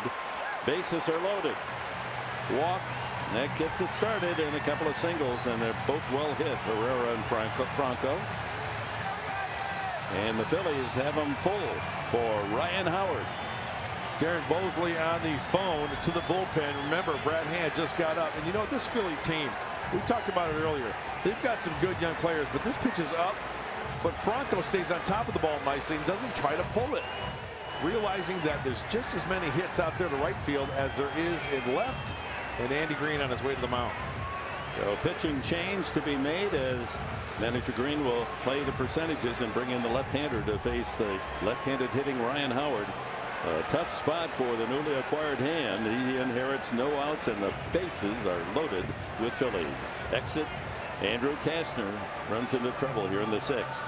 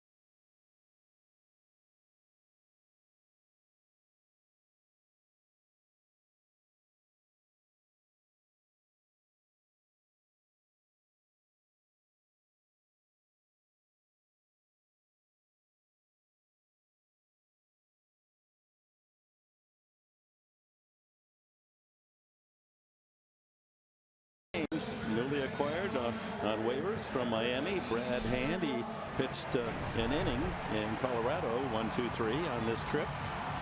4-7 record last year. 5.30 ERA. He's 26 years of age. He was a top draft pick, a second rounder by Miami in 2008. And they're going to pull Ryan Howard and pinch hit for him. Yeah, not good numbers last year for Ryan Howard versus left-handed pitchers. So Pete Mackanin countering. Looks like it's going to be Carlos Ruiz or Darren Ruff. Which one? Well, I got Rupp and Ruiz. I got to get my eyes checked. I saw an R. You're absolutely right. Rupp. A Ruff. Yeah, they have a Ruff and a Rupp. And Rupp is in the on-deck circle. Right. He's in the starting lineup. And Darren Ruff will bat for Howard. Well, times have changed. Yeah. Ryan Howard being pulled in the 6th inning with the bases loaded to get a right-handed batter against the lefty Brad Hand. Yeah, last year, 2015, a 130 clip, 130 average for Ryan Howard versus left-handed pitchers. Career 219.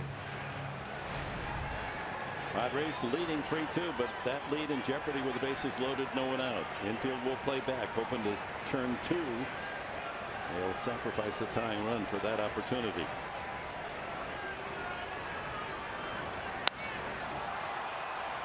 Pops him up on the first pitch.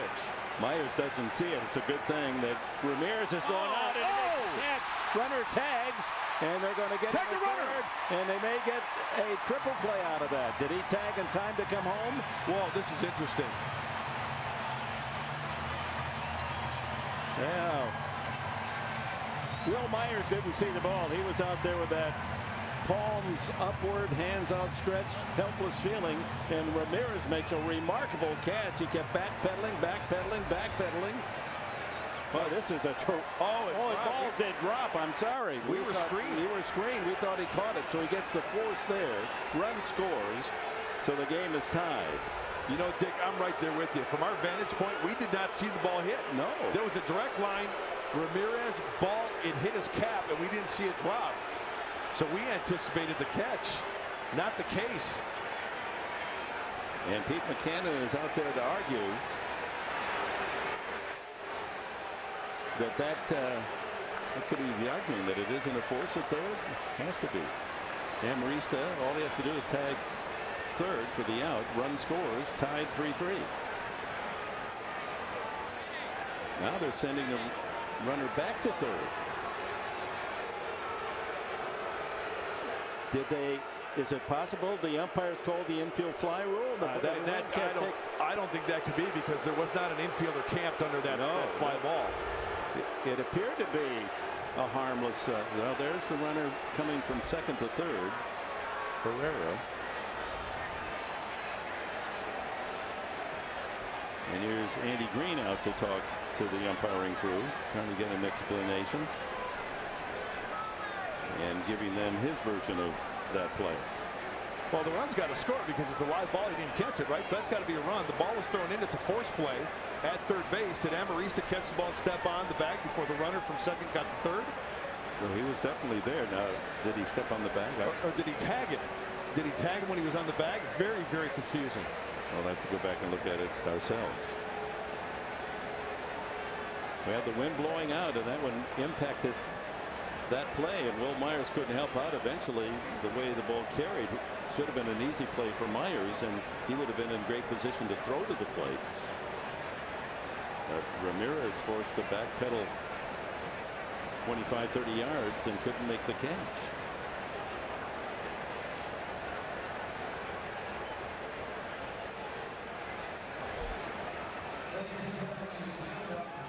So this obviously under review as we try to put the pieces together here. With the bases loaded, a pop fly that carried into shallow left field. Indeed, at first it appeared Ramirez accidental. He caught the ball, but that's not the case. You saw clearly that ball dropped, and then he threw in to third base. And here's where the NFL is certainly a superior system to Major League Baseball. Here's where the umpire, someone should have a microphone, explain exactly what the call will be. Or like right now, tell us what happened. Yeah, he's got to be out at third. It's a force play. It's just like a one hopper to the outfield with the bases loaded. Yeah.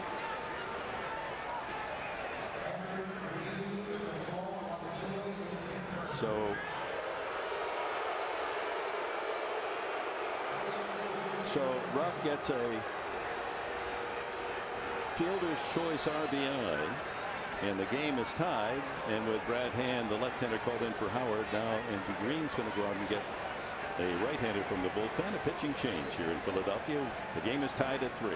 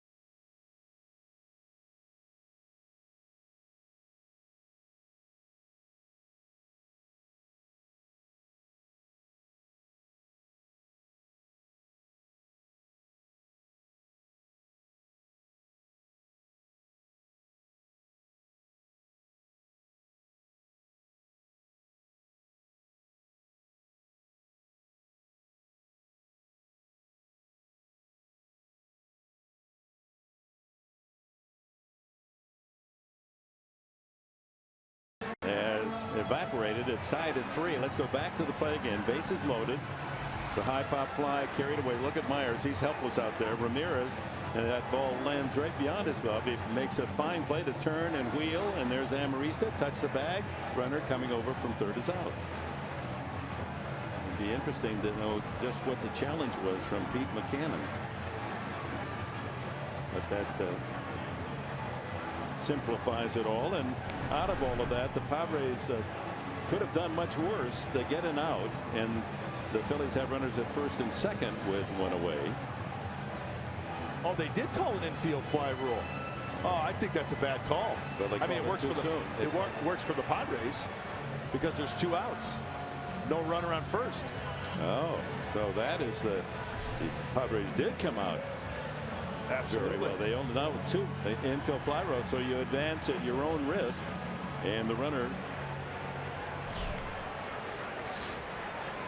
Herrera decided to go to third. That you can understand that was confusing all around because that ball was way too deep to be an infield fly rule, but the wind kept carrying it away. The umpires had made the call, and they usually shout, point to the sky when they made the infield fly. And you know what, Dick, you're right, because I was watching the umpires. Nobody signaled. I did not see an umpire put his hand up in the air and say infield fly rule. First of all, there was no infielder camped.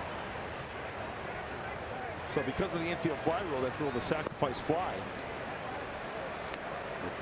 Boy, get out the erasers for your scorebook. Just when you think you've seen everything at the ballpark, huh? On opening day. So the Padres wind up getting 2 outs. The Phillies get the tying run on the sacrifice fly, so give Ruff an RBI. The batter is Rupp.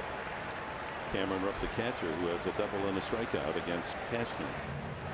Quackenbush, the new Padre pitcher, falls behind 3-0.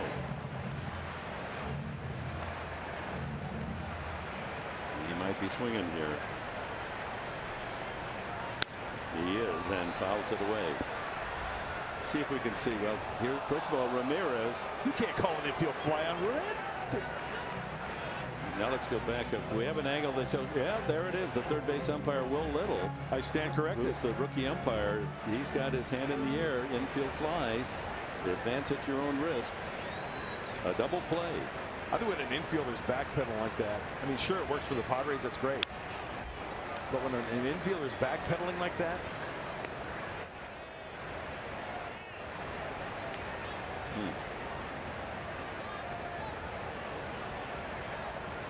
And once again, that's a judgment call.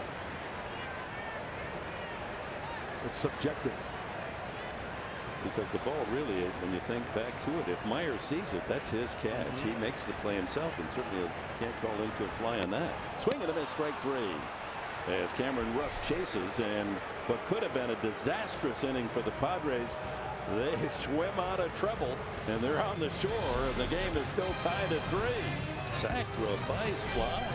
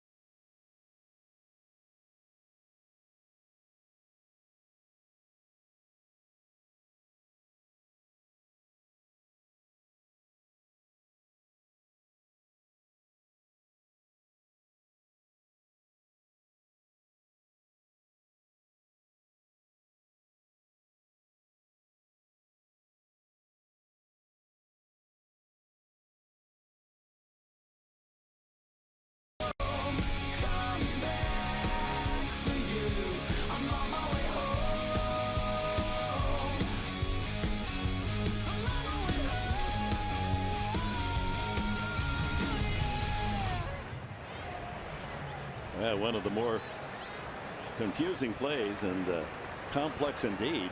That had everything from being no outs and the bases still loaded and a run home to a potential triple play. Runners on an infield fly advancing at their own risk, and the official score has ruled that a infield fly out, a sacrifice fly for the batter, as Brett Wallace hits it into the shift. And the play made 4-3. One out here in the 7th. Ruff stays in the game at first base for Ryan Howard. So officially it's called a sacrifice fly, even though it was an infield fly rule. An RBI to Ruff. And the second out, first out is on the sacrifice fly. That's an automatic out. The second out is on the runner advancing at his own risk, so it's not a double play. Third baseman Franco made the throw for the out, even though he's over on the second base side in the shift. So one out here in the 7th. Derek Norris has struck out both at bats.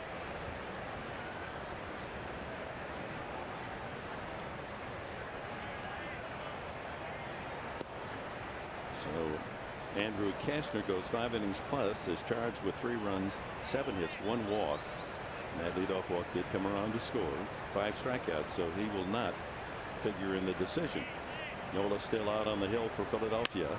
Ground ball, first baseman by Ruff's dive, and Norris is looking at a double.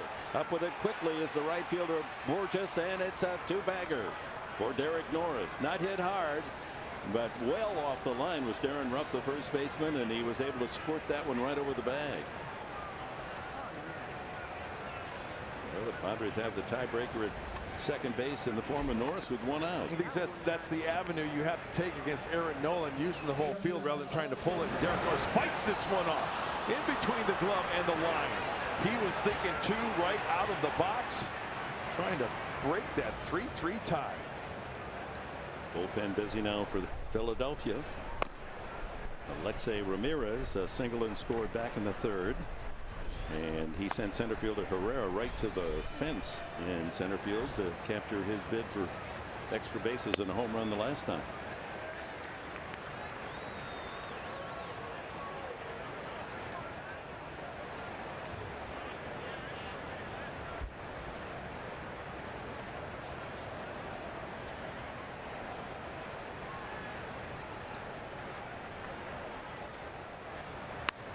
Line but foul way back into the crowd.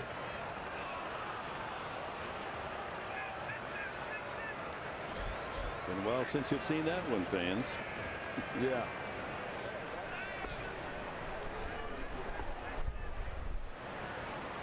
Ramirez looking for his first RBI as a Padre. Here's an opportunity to break the tie. Let's see. Amarista's on deck.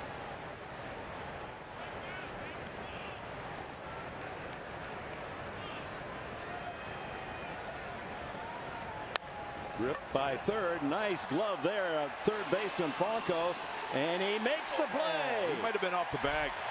The Padres are claiming he did not maintain contact. Darren Ruff, the first baseman, and we'll see whether Andy Green is going to challenge. I mean, immediately, Tarek Brock and Alexei Ramirez clearly indicated that he was off the bag. Wait and see.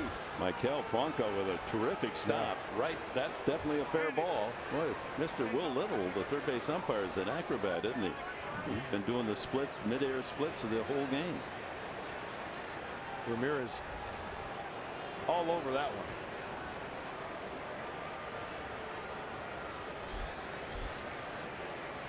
So they'll visit with New York. It's not a long distance call.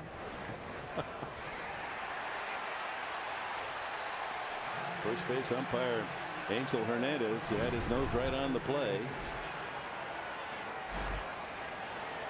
Oh, he's off the bag. We see it on the big screen here in Philadelphia. I think he's clearly off the bag. Oh yeah, there's daylight. Well, here's a look here on Fox Sports San Diego. Franco, a terrific play. Daylight.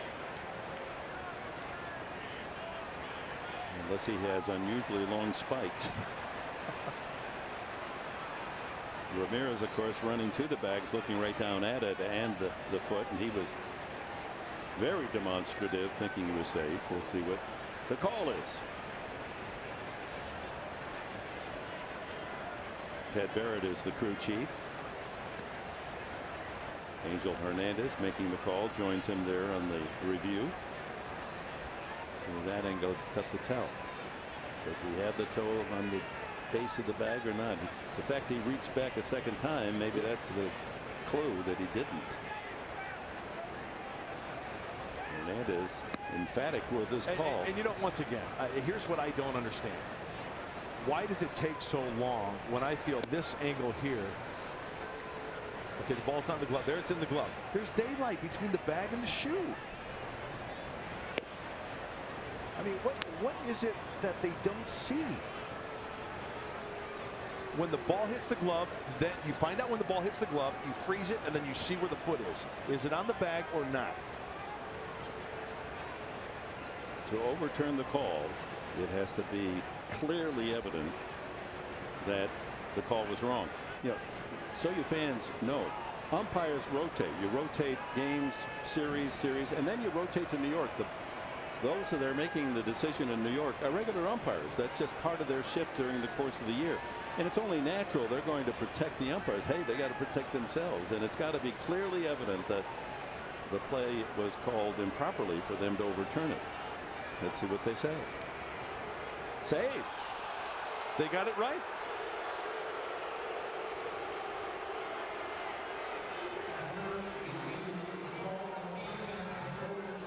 So Derek Norris able to advance to third base.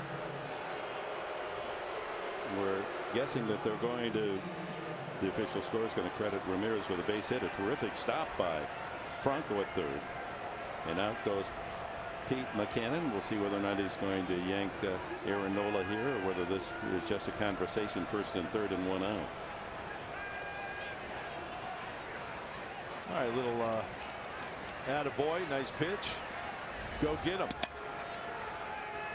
It took an extra base hit away from Ramirez.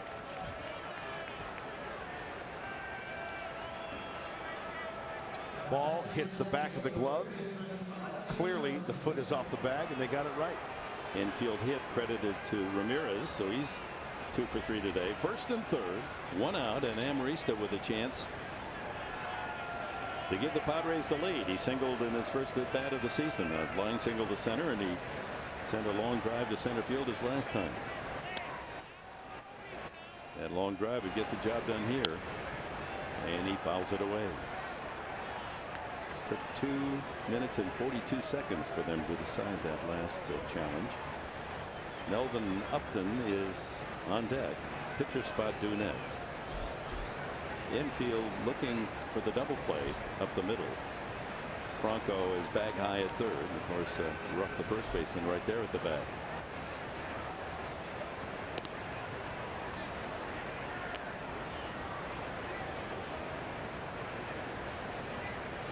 Norris with almost a check swing double up the first base side into the right field corner with 1 out, and now the Ramirez infield hit. Franco with a terrific stop. 1st and 3rd, 1 out.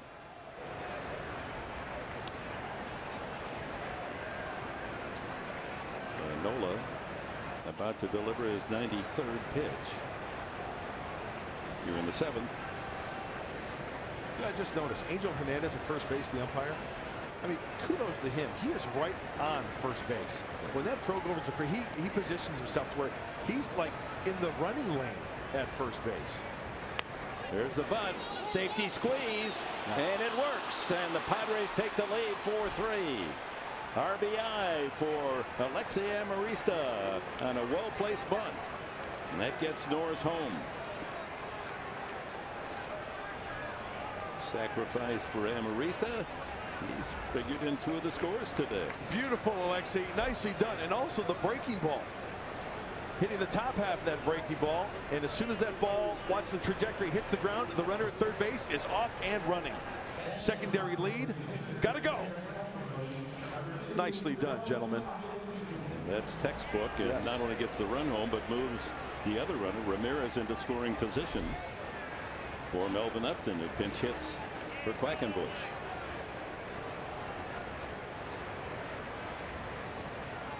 Ooh, good breaking ball.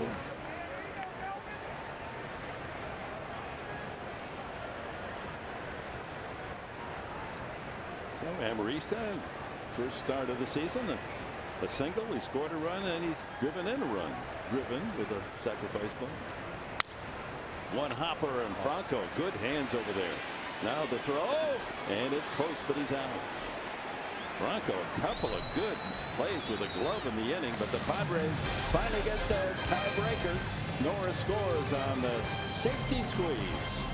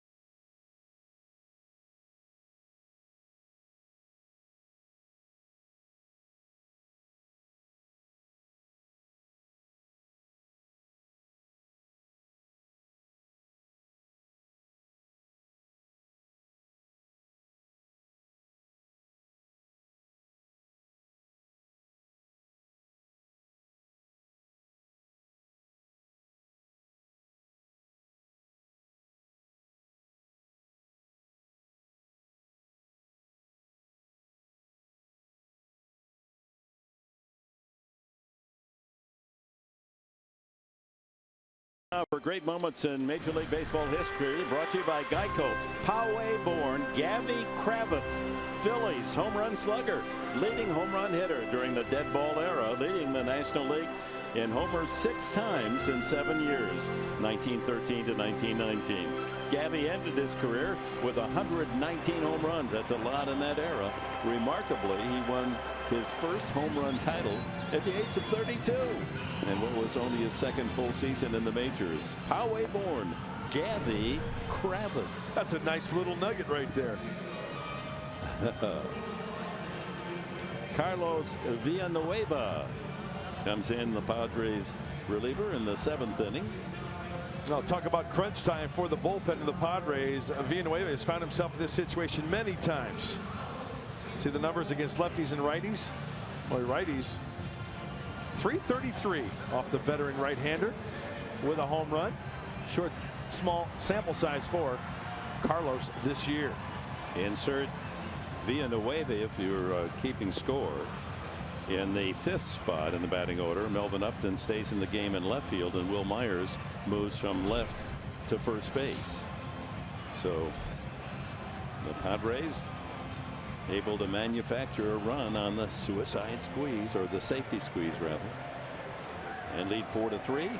Sevilla Villanueva comes in. It's Quackenbush through just a couple of pitches. It's his game to win. Hunter, Borges, and the pitcher spot here in the Phillies 7th. And a shot into shallow right field. The shift takes away another base hit. Hunter hits it hard, right to Spanshenberg in shallow right. That's a big league hang with him. Big first out here for Villanueva. Brings up Borges, who knocked in what was the tying run with a double over the bag at third the last time up. Action in the Phillies pen. Pitcher spot due up next. Now a pinch hitter comes out of that dugout for Pete Buchanan. Borges against Cashner, flied out, and then the RBI double. The two-seamer back over the outside corner. And Quackenbush threw only 6 pitches. Emmanuel Burris is in the on-deck circle, apparently to hit for Aaron Nola.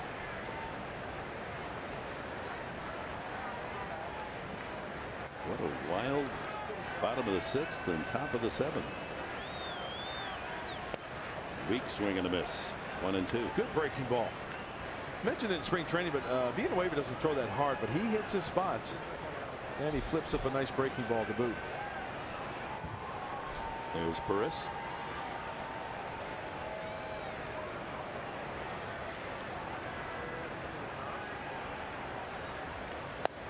Strike 3 called, and Borges knew it.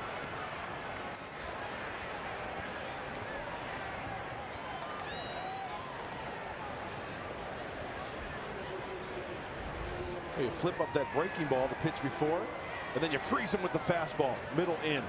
Definitely Peter Borges was looking something off speed. So Burris will hit for the pitcher Aaron Nola, who gave the Phillies 7 solid innings. A bit unlucky, you might add, to leave the game as potentially the losing pitcher.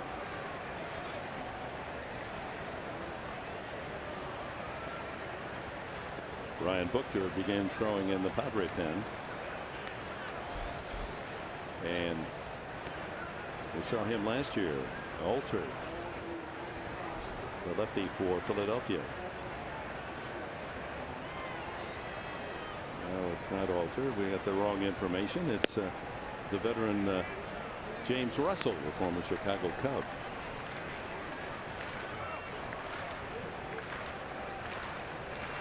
Two outs, base is empty here in the bottom of the 7th. Padres have reclaimed the lead 4-3.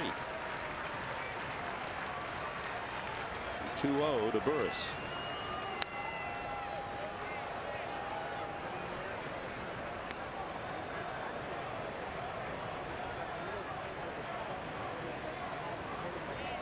Good line for Nola. He had a career high 9 strikeouts, 7 innings, 4 runs. They were all earned, only 6 hits.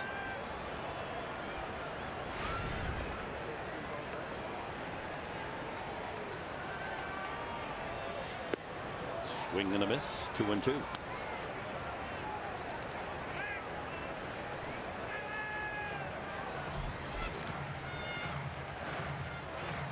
Doug Bachler, the bullpen coach, on the left with the 3-ring binder with the scouting reports, and Ryan Buchter, the lefty, on the right. Nice. Swing and a miss. Burris as Villanueva strikes out 2 in a 1-2-3 performance in the 7th. On to the 8th inning here on opening day in Philadelphia.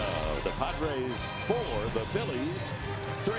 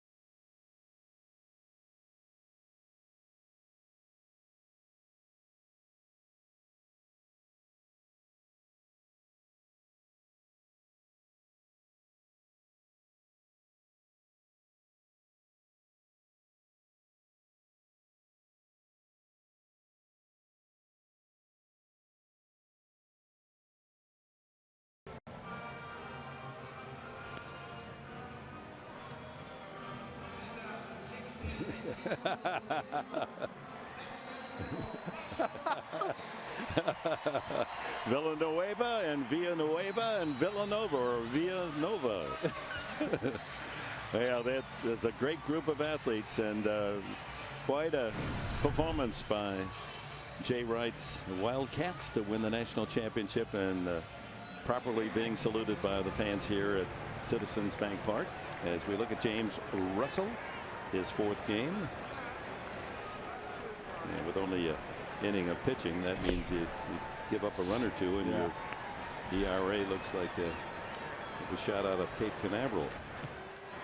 John Jay's had a key blow, 1 for 3, RBI double back in the 3rd. They got the Padres on the board first. That also sent Amarista around to 3rd, where he scored on a ground out by Spangenberg. Will Myers' home run made it 3-0, and the double by Norris, and eventually the safety squeeze gets the 4th run in for San Diego. Jay very consistent. 7 games, he's hit in all 7.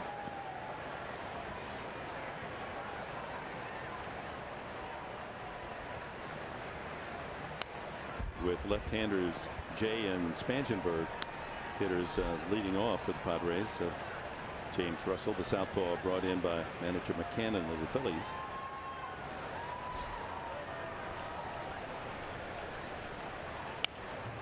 Pulled foul, pass first. Well, James Russell, we saw him before, as a Chicago Cub, fastball, slider, curveball, changeup. He's not going to overpower you, so it's a left-hander that has to rely on location.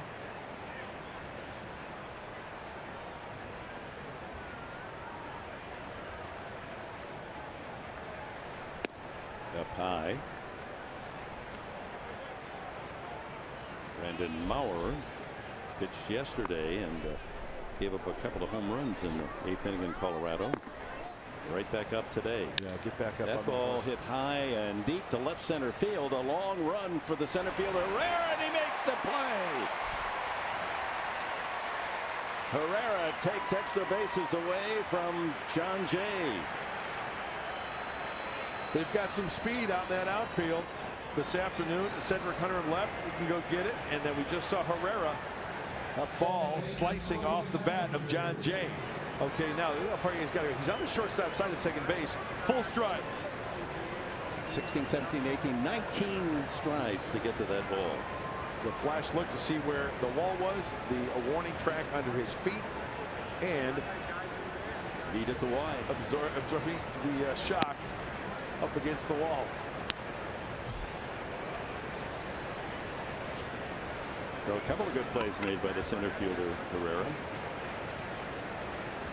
And here's Cory Spangenberg.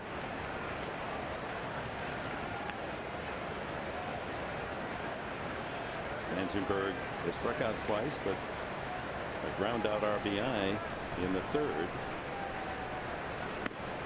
Swing and a miss. 2-1.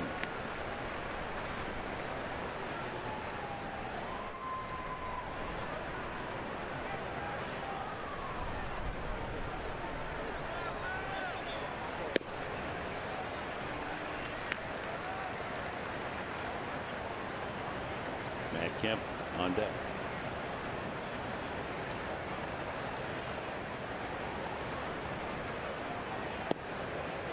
And the count runs full. 3-2 now to Spangenberg.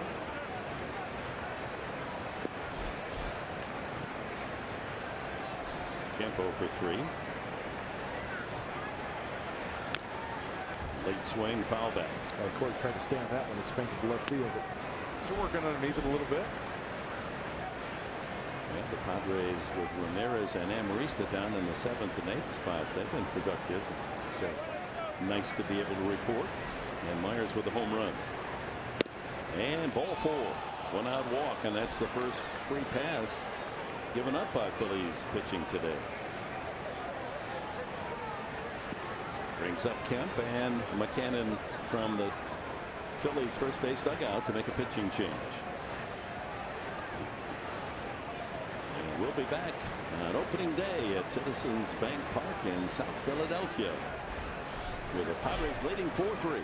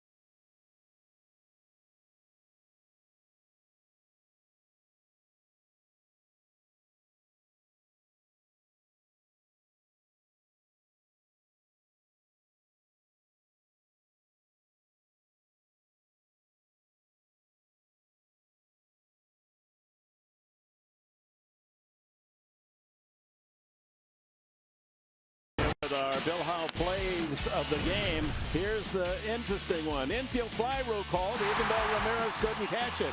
So that's a force out. You run at your own risk, and the batter is out on the infield fly. So 2 outs. The Phillies get a run out of it. But the Padres really swam out of deep trouble. And then the safety squeeze executed perfectly by Amarista to get Norris home from third with a tie-breaking run 4-3 in the 7th inning. As we welcome you back to Citizens Bank Park. 8th inning. Padres have Spangenberg at first with the walk, and the new pitcher is Dalier Hinojosa. Well, the short time, only 3 games for the right-hander. 3-pitch pitcher, fastball, changeup, slider. You know, he can get it up to about 96. He throws the 4-seamer, averages about 93.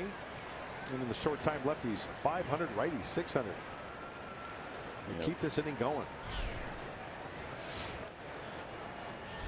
Limited exposure for Hinojosa. And Matt Kemp looking for the first base hit today. He's grounded to short, line to the pitcher, and fly to right. Matt is questioning that first pitch fastball for a strike. Didn't like it. 3 games, just 2 innings for Hinojosa.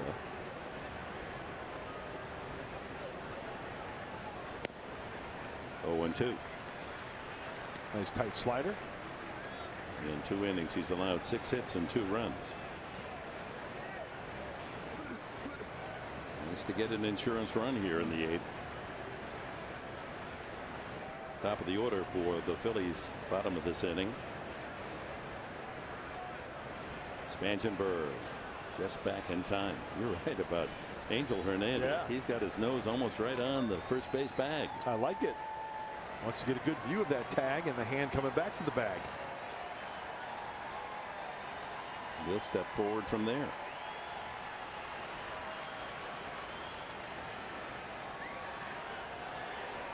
Yeah, you can't get closer. No, he's in the running lane. You see that extra chalk line there. Hey, you could tag the umpire out.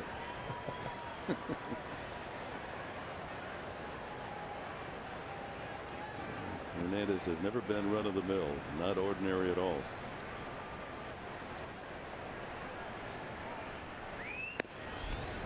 One and 2 to Kemp. Since his explosion in the first 2 games of the Colorado Rocky series with 7 hits, 3 home runs and 10 RBIs. That a little quiet here the last couple. Yesterday 0 for 4 and 0 for 3 today. But he's been, as we mentioned earlier, a big time April hitter. 320 in his career as you look at Spangenberg at first, ready to roll. And here at Citibank Park, previous 18 games batting .362.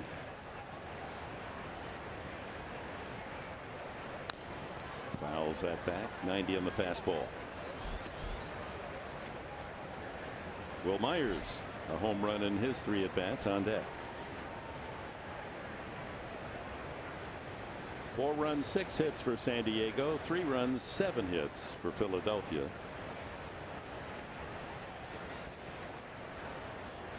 And one must admit, Philly's a little unlucky with that infield fly rule call. That could have been a big inning for them. Bases loaded, no one out. They wound up getting only 1 run. Yeah, that's a big league hang with him. Nobody said this game was going to be fair, right? Oh, that's for sure. Hoping Matt Kemp can make it hurt and add on here.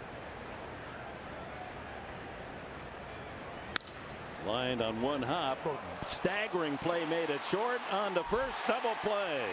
Freddie Galvis knocked on his backside almost and makes the play 6-4-3, and the Padres are gone in the 8th. Top of the order, awaiting the Padre pitching in the last of the 8th, 4-3.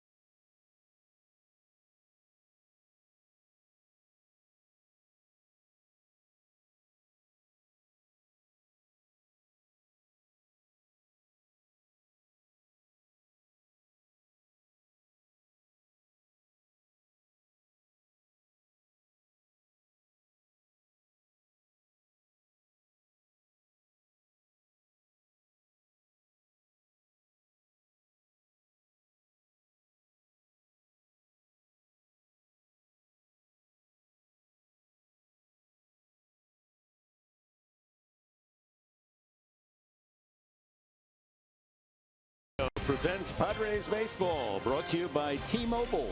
Get major league coverage. T-Mobile has doubled its 4G LTE. By Petco, your complete pet store. And by your San Diego County Lexus dealer.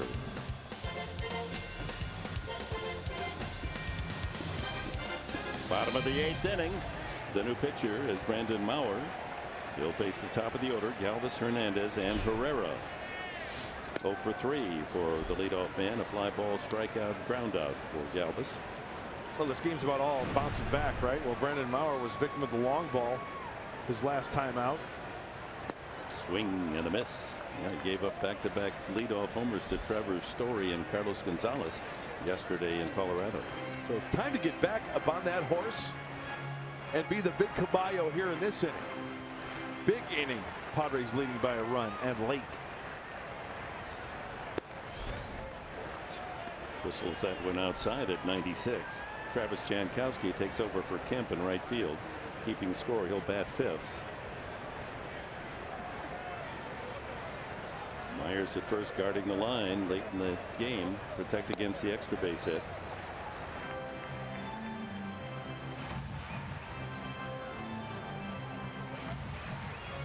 There's that line you were talking about yesterday in Colorado, Dick, an inning. But as a reliever, you've got to just forget about that. Erase it from the hard drive. Another foul. Galvis stays alive. Send it right to the trash. Herrera and Franco with a pair of hits to lead the attack for Philadelphia. Check swing, little punch shot to short. Ramirez quick throw, one away. Just lay the bat on the ball and hope something good happens, but Ramirez right there at shortstop to make the play. Here's Cesar Hernandez. He scored a couple of the runs for Philadelphia today after flying out in the first inning, tripled into the right field corner and scored on Herrera's single. He walked to lead off the 6th inning. That was the start of the undoing of starter Andrew Cashner, and he came around to score on that controversial infield fly play. Respecting his speed and his bunting prowess, Amarista in on the grass at 3rd. 2-0.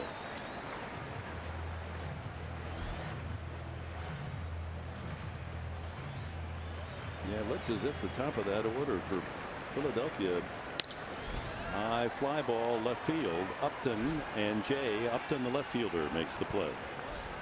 You know, they're going to mature together. Sure. You got Galvis is 26, Hernandez 25, Odubel Herrera stepping in now 24, and Maikel Franco is 23. By the way, Franco now pronounce it instead of Franco, it's Franco. I'm now Mark Grant.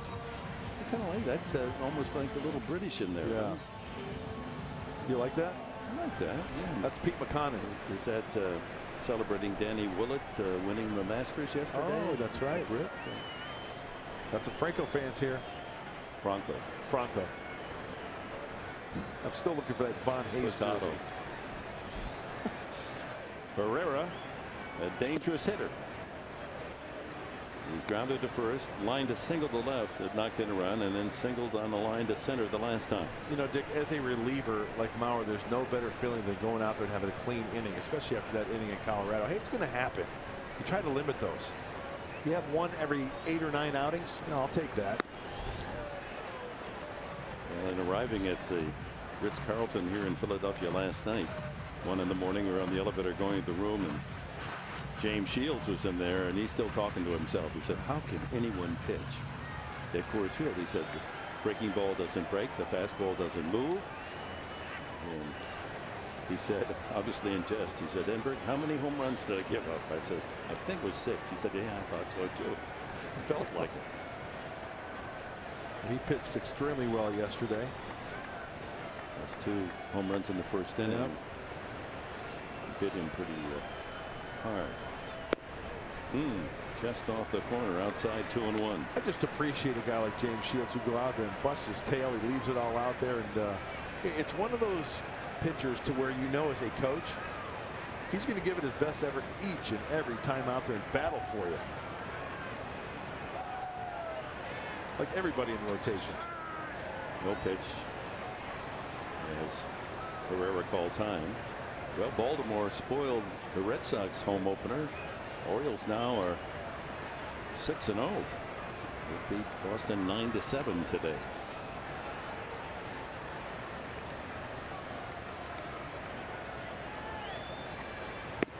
That's the best start for the Orioles since 1970. Wow.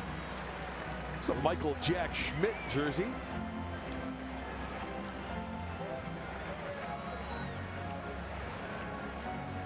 Three and one. You're trailed by a run, and Herrera's got to be thinking, can I get something I can pull deep? Outside target, and it's right there. Herrera a little quick in leaving the batter's box, thinking he might have a walk. It's worth another look. Pretty good pitch. May have gotten a call. Pete Rose. Wow. Other fans forget he spent a lot of good years here in Philadelphia. Helped win him a world championship. Just got a piece of that breaking ball. 1980. Hey, Sarge in the house. Gary Matthews, love him. San Fernando, California's best. Oh, lefty. Love watching lefty pitch. Steve Carlton. It's like walking through the Philadelphia Phillies Hall of Fame when you check these jerseys. Back again, 3-2 here with 2 outs in the bottom of the 8th.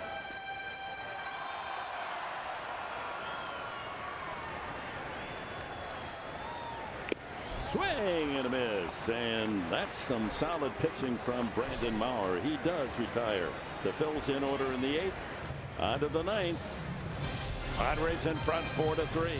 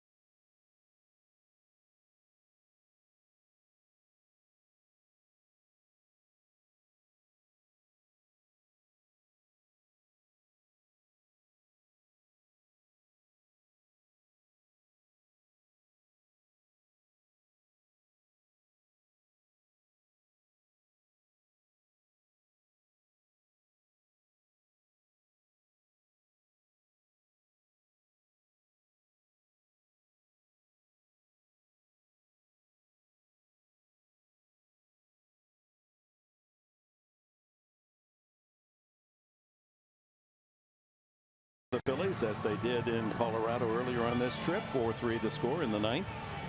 And a reminder to be with us tomorrow here on Fox Sports San Diego, 4 o'clock for Padres Live, the pregame show with Mike and Mark. And Robbie Erlin will be on the hill, the left-hander who got one of the wins in Colorado against right-hander Charlie Morton, former Pittsburgh Pirate. He's had success against San Diego, 4-in-1 lifetime. Top of the 9th, Will Myers to start things for the Padres. Travis Jankowski will follow, and then Derek Norris.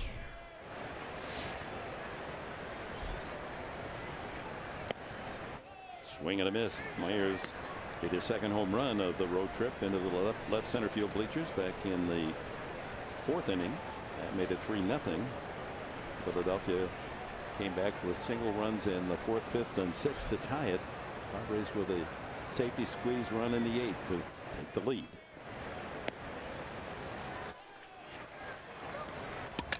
Fernando Rodney's first chance at a save for the Padres, tuning up. Bullpen has been outstanding today. 3 innings, not a hit allowed. Good quality pitches, working ahead. in the dirt. Well, the Cardinals opening their home season, and they're celebrating there at Busch Stadium. 9-0 they lead over Milwaukee. 4th inning.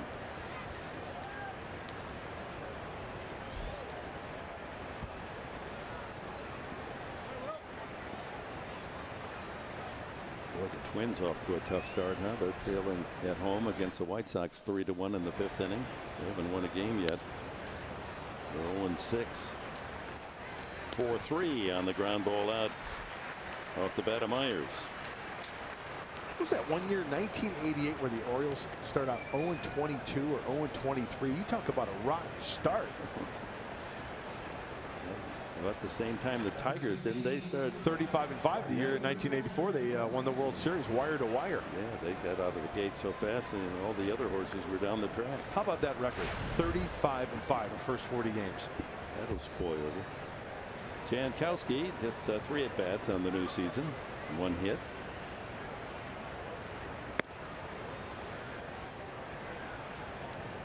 Norris on deck. He's hitting in the 5th spot. Brett Wallace started at first base. Went 0 for 3. Robbed of a hit. And a deep drive to right center by Borges.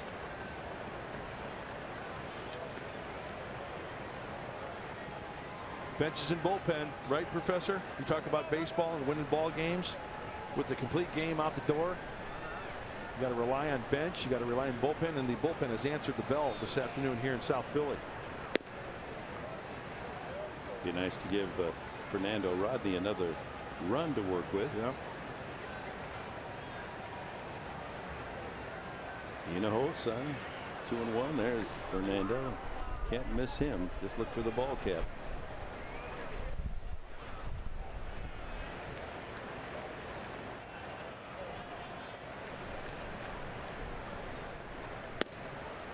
High 3-1.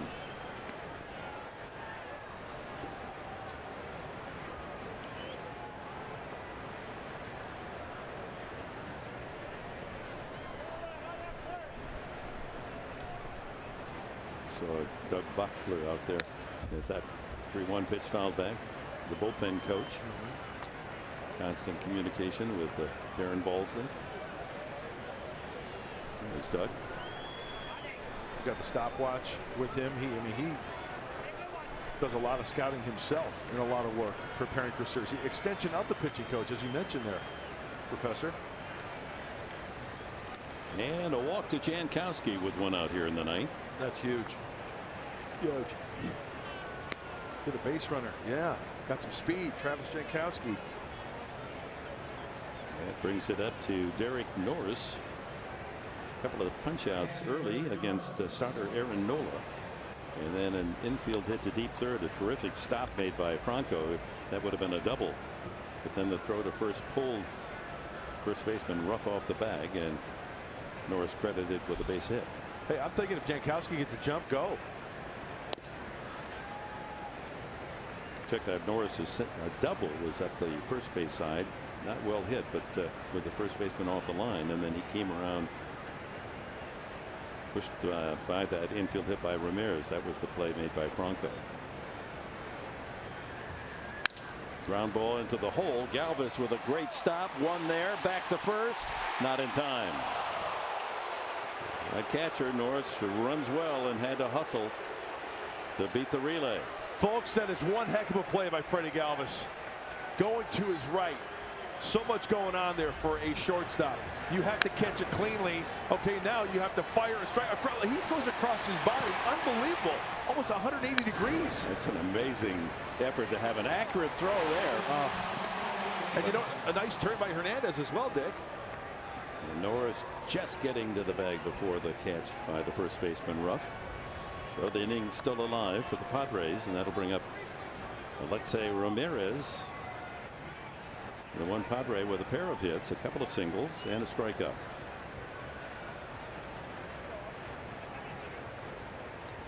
So he has 4 hits in his last 5 at bats.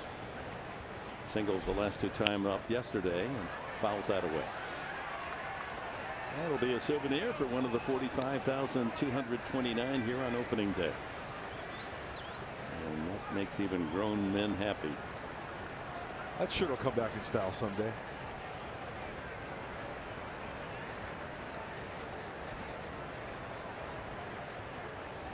Okay, Yves Saint Laurent.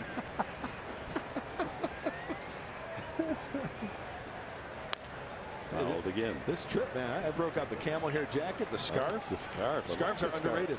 You know, I love you scarves. need to do. I'm not suggesting you smoke, but just get a pipe. I used to smoke a pipe with a scarf and the pipe. I don't encourage that by any means, but I did. No, but just for effect. Yeah, with the scarf. Sure, monocle maybe too. No, it's over the top. A walking cane. No, save that for me. 2 strikes. Norris with 2 outs at first base. This is one of those situations where you hope for a gapper.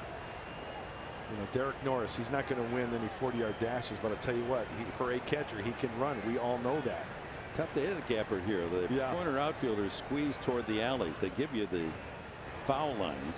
A little tougher to squirrel away from first on a ball hit into the corner. Good take, 1-2.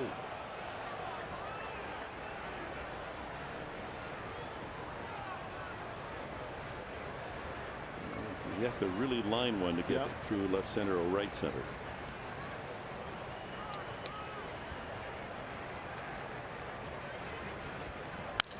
Rounder, and then Galvis heats up another and gets the force at second. Nothing for the Padres in the 9th. It'll be the middle of the order for the Phillies against Fernando Rodney as the veteran right-hander bids for his first Padre save when we come back.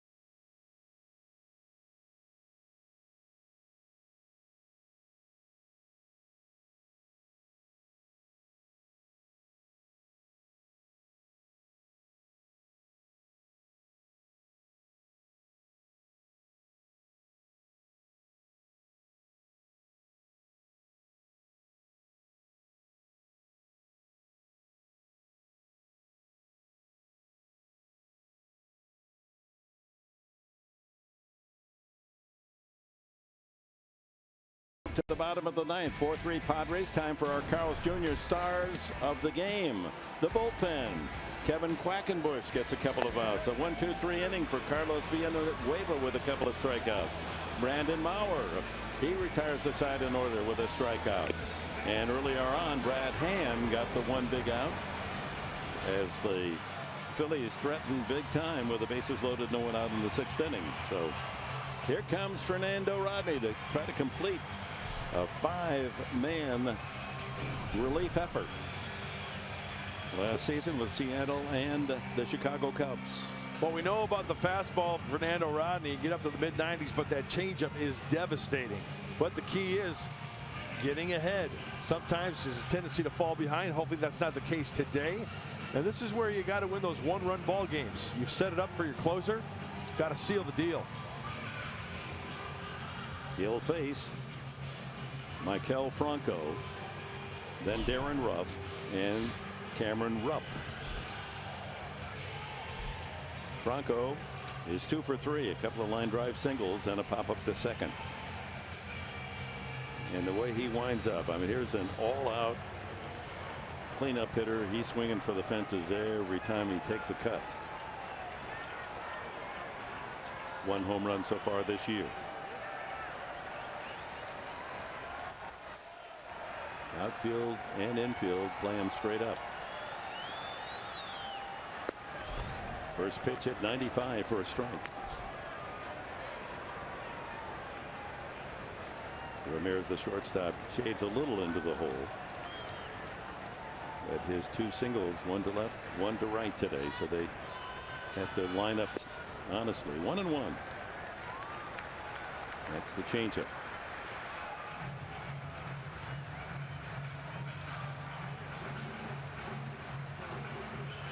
Andy Green winning 2 out of 3 in Colorado, trying to win the first of 4 games here in Philadelphia. Beautiful changeup at 81. Big differential from Fernando Rodney. The fastball and the changeup. Could be 15, 16 miles an hour difference. Usually, 8 to 10, maybe 12. Big differential, though, from this veteran right-hander.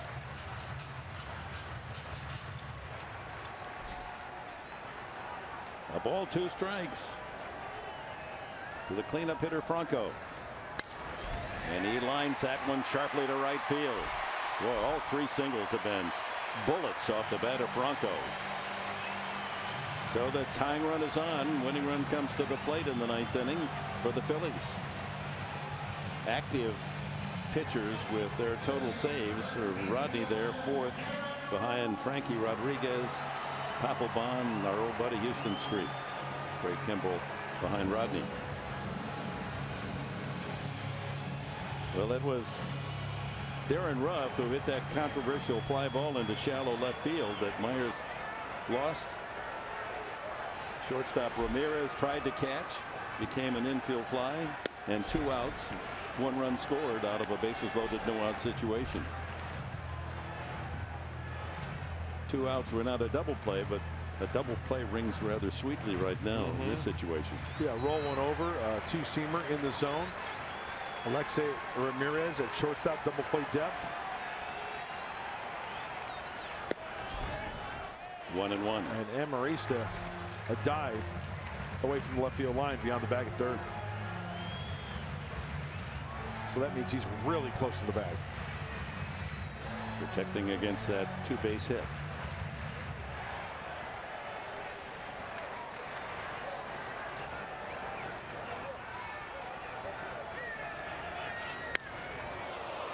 Look out. Hammered that one, but well foul, way out in front.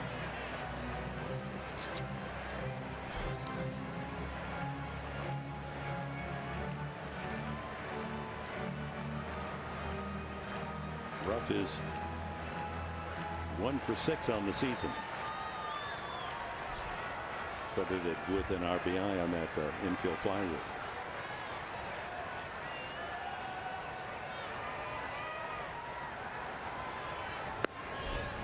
Off the edge.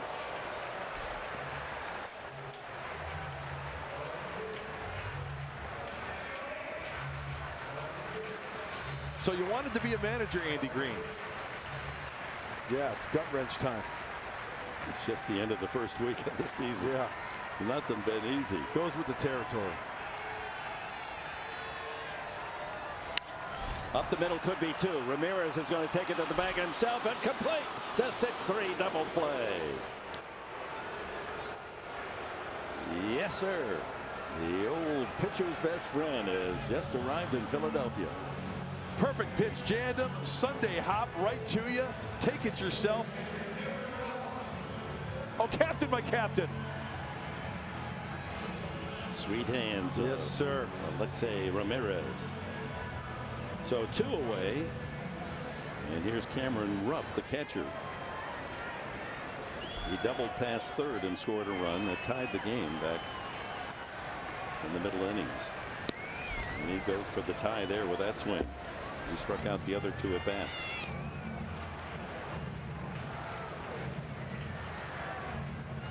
Took that his run in the 5th inning, made it 3-2, and then they tied the game on the controversial infield fly in the 6th inning.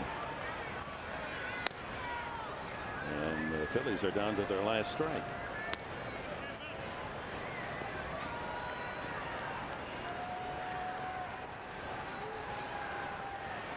trying to close the gate.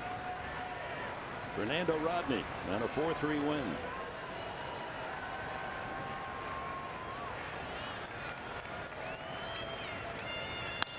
He pops him up. This should do it.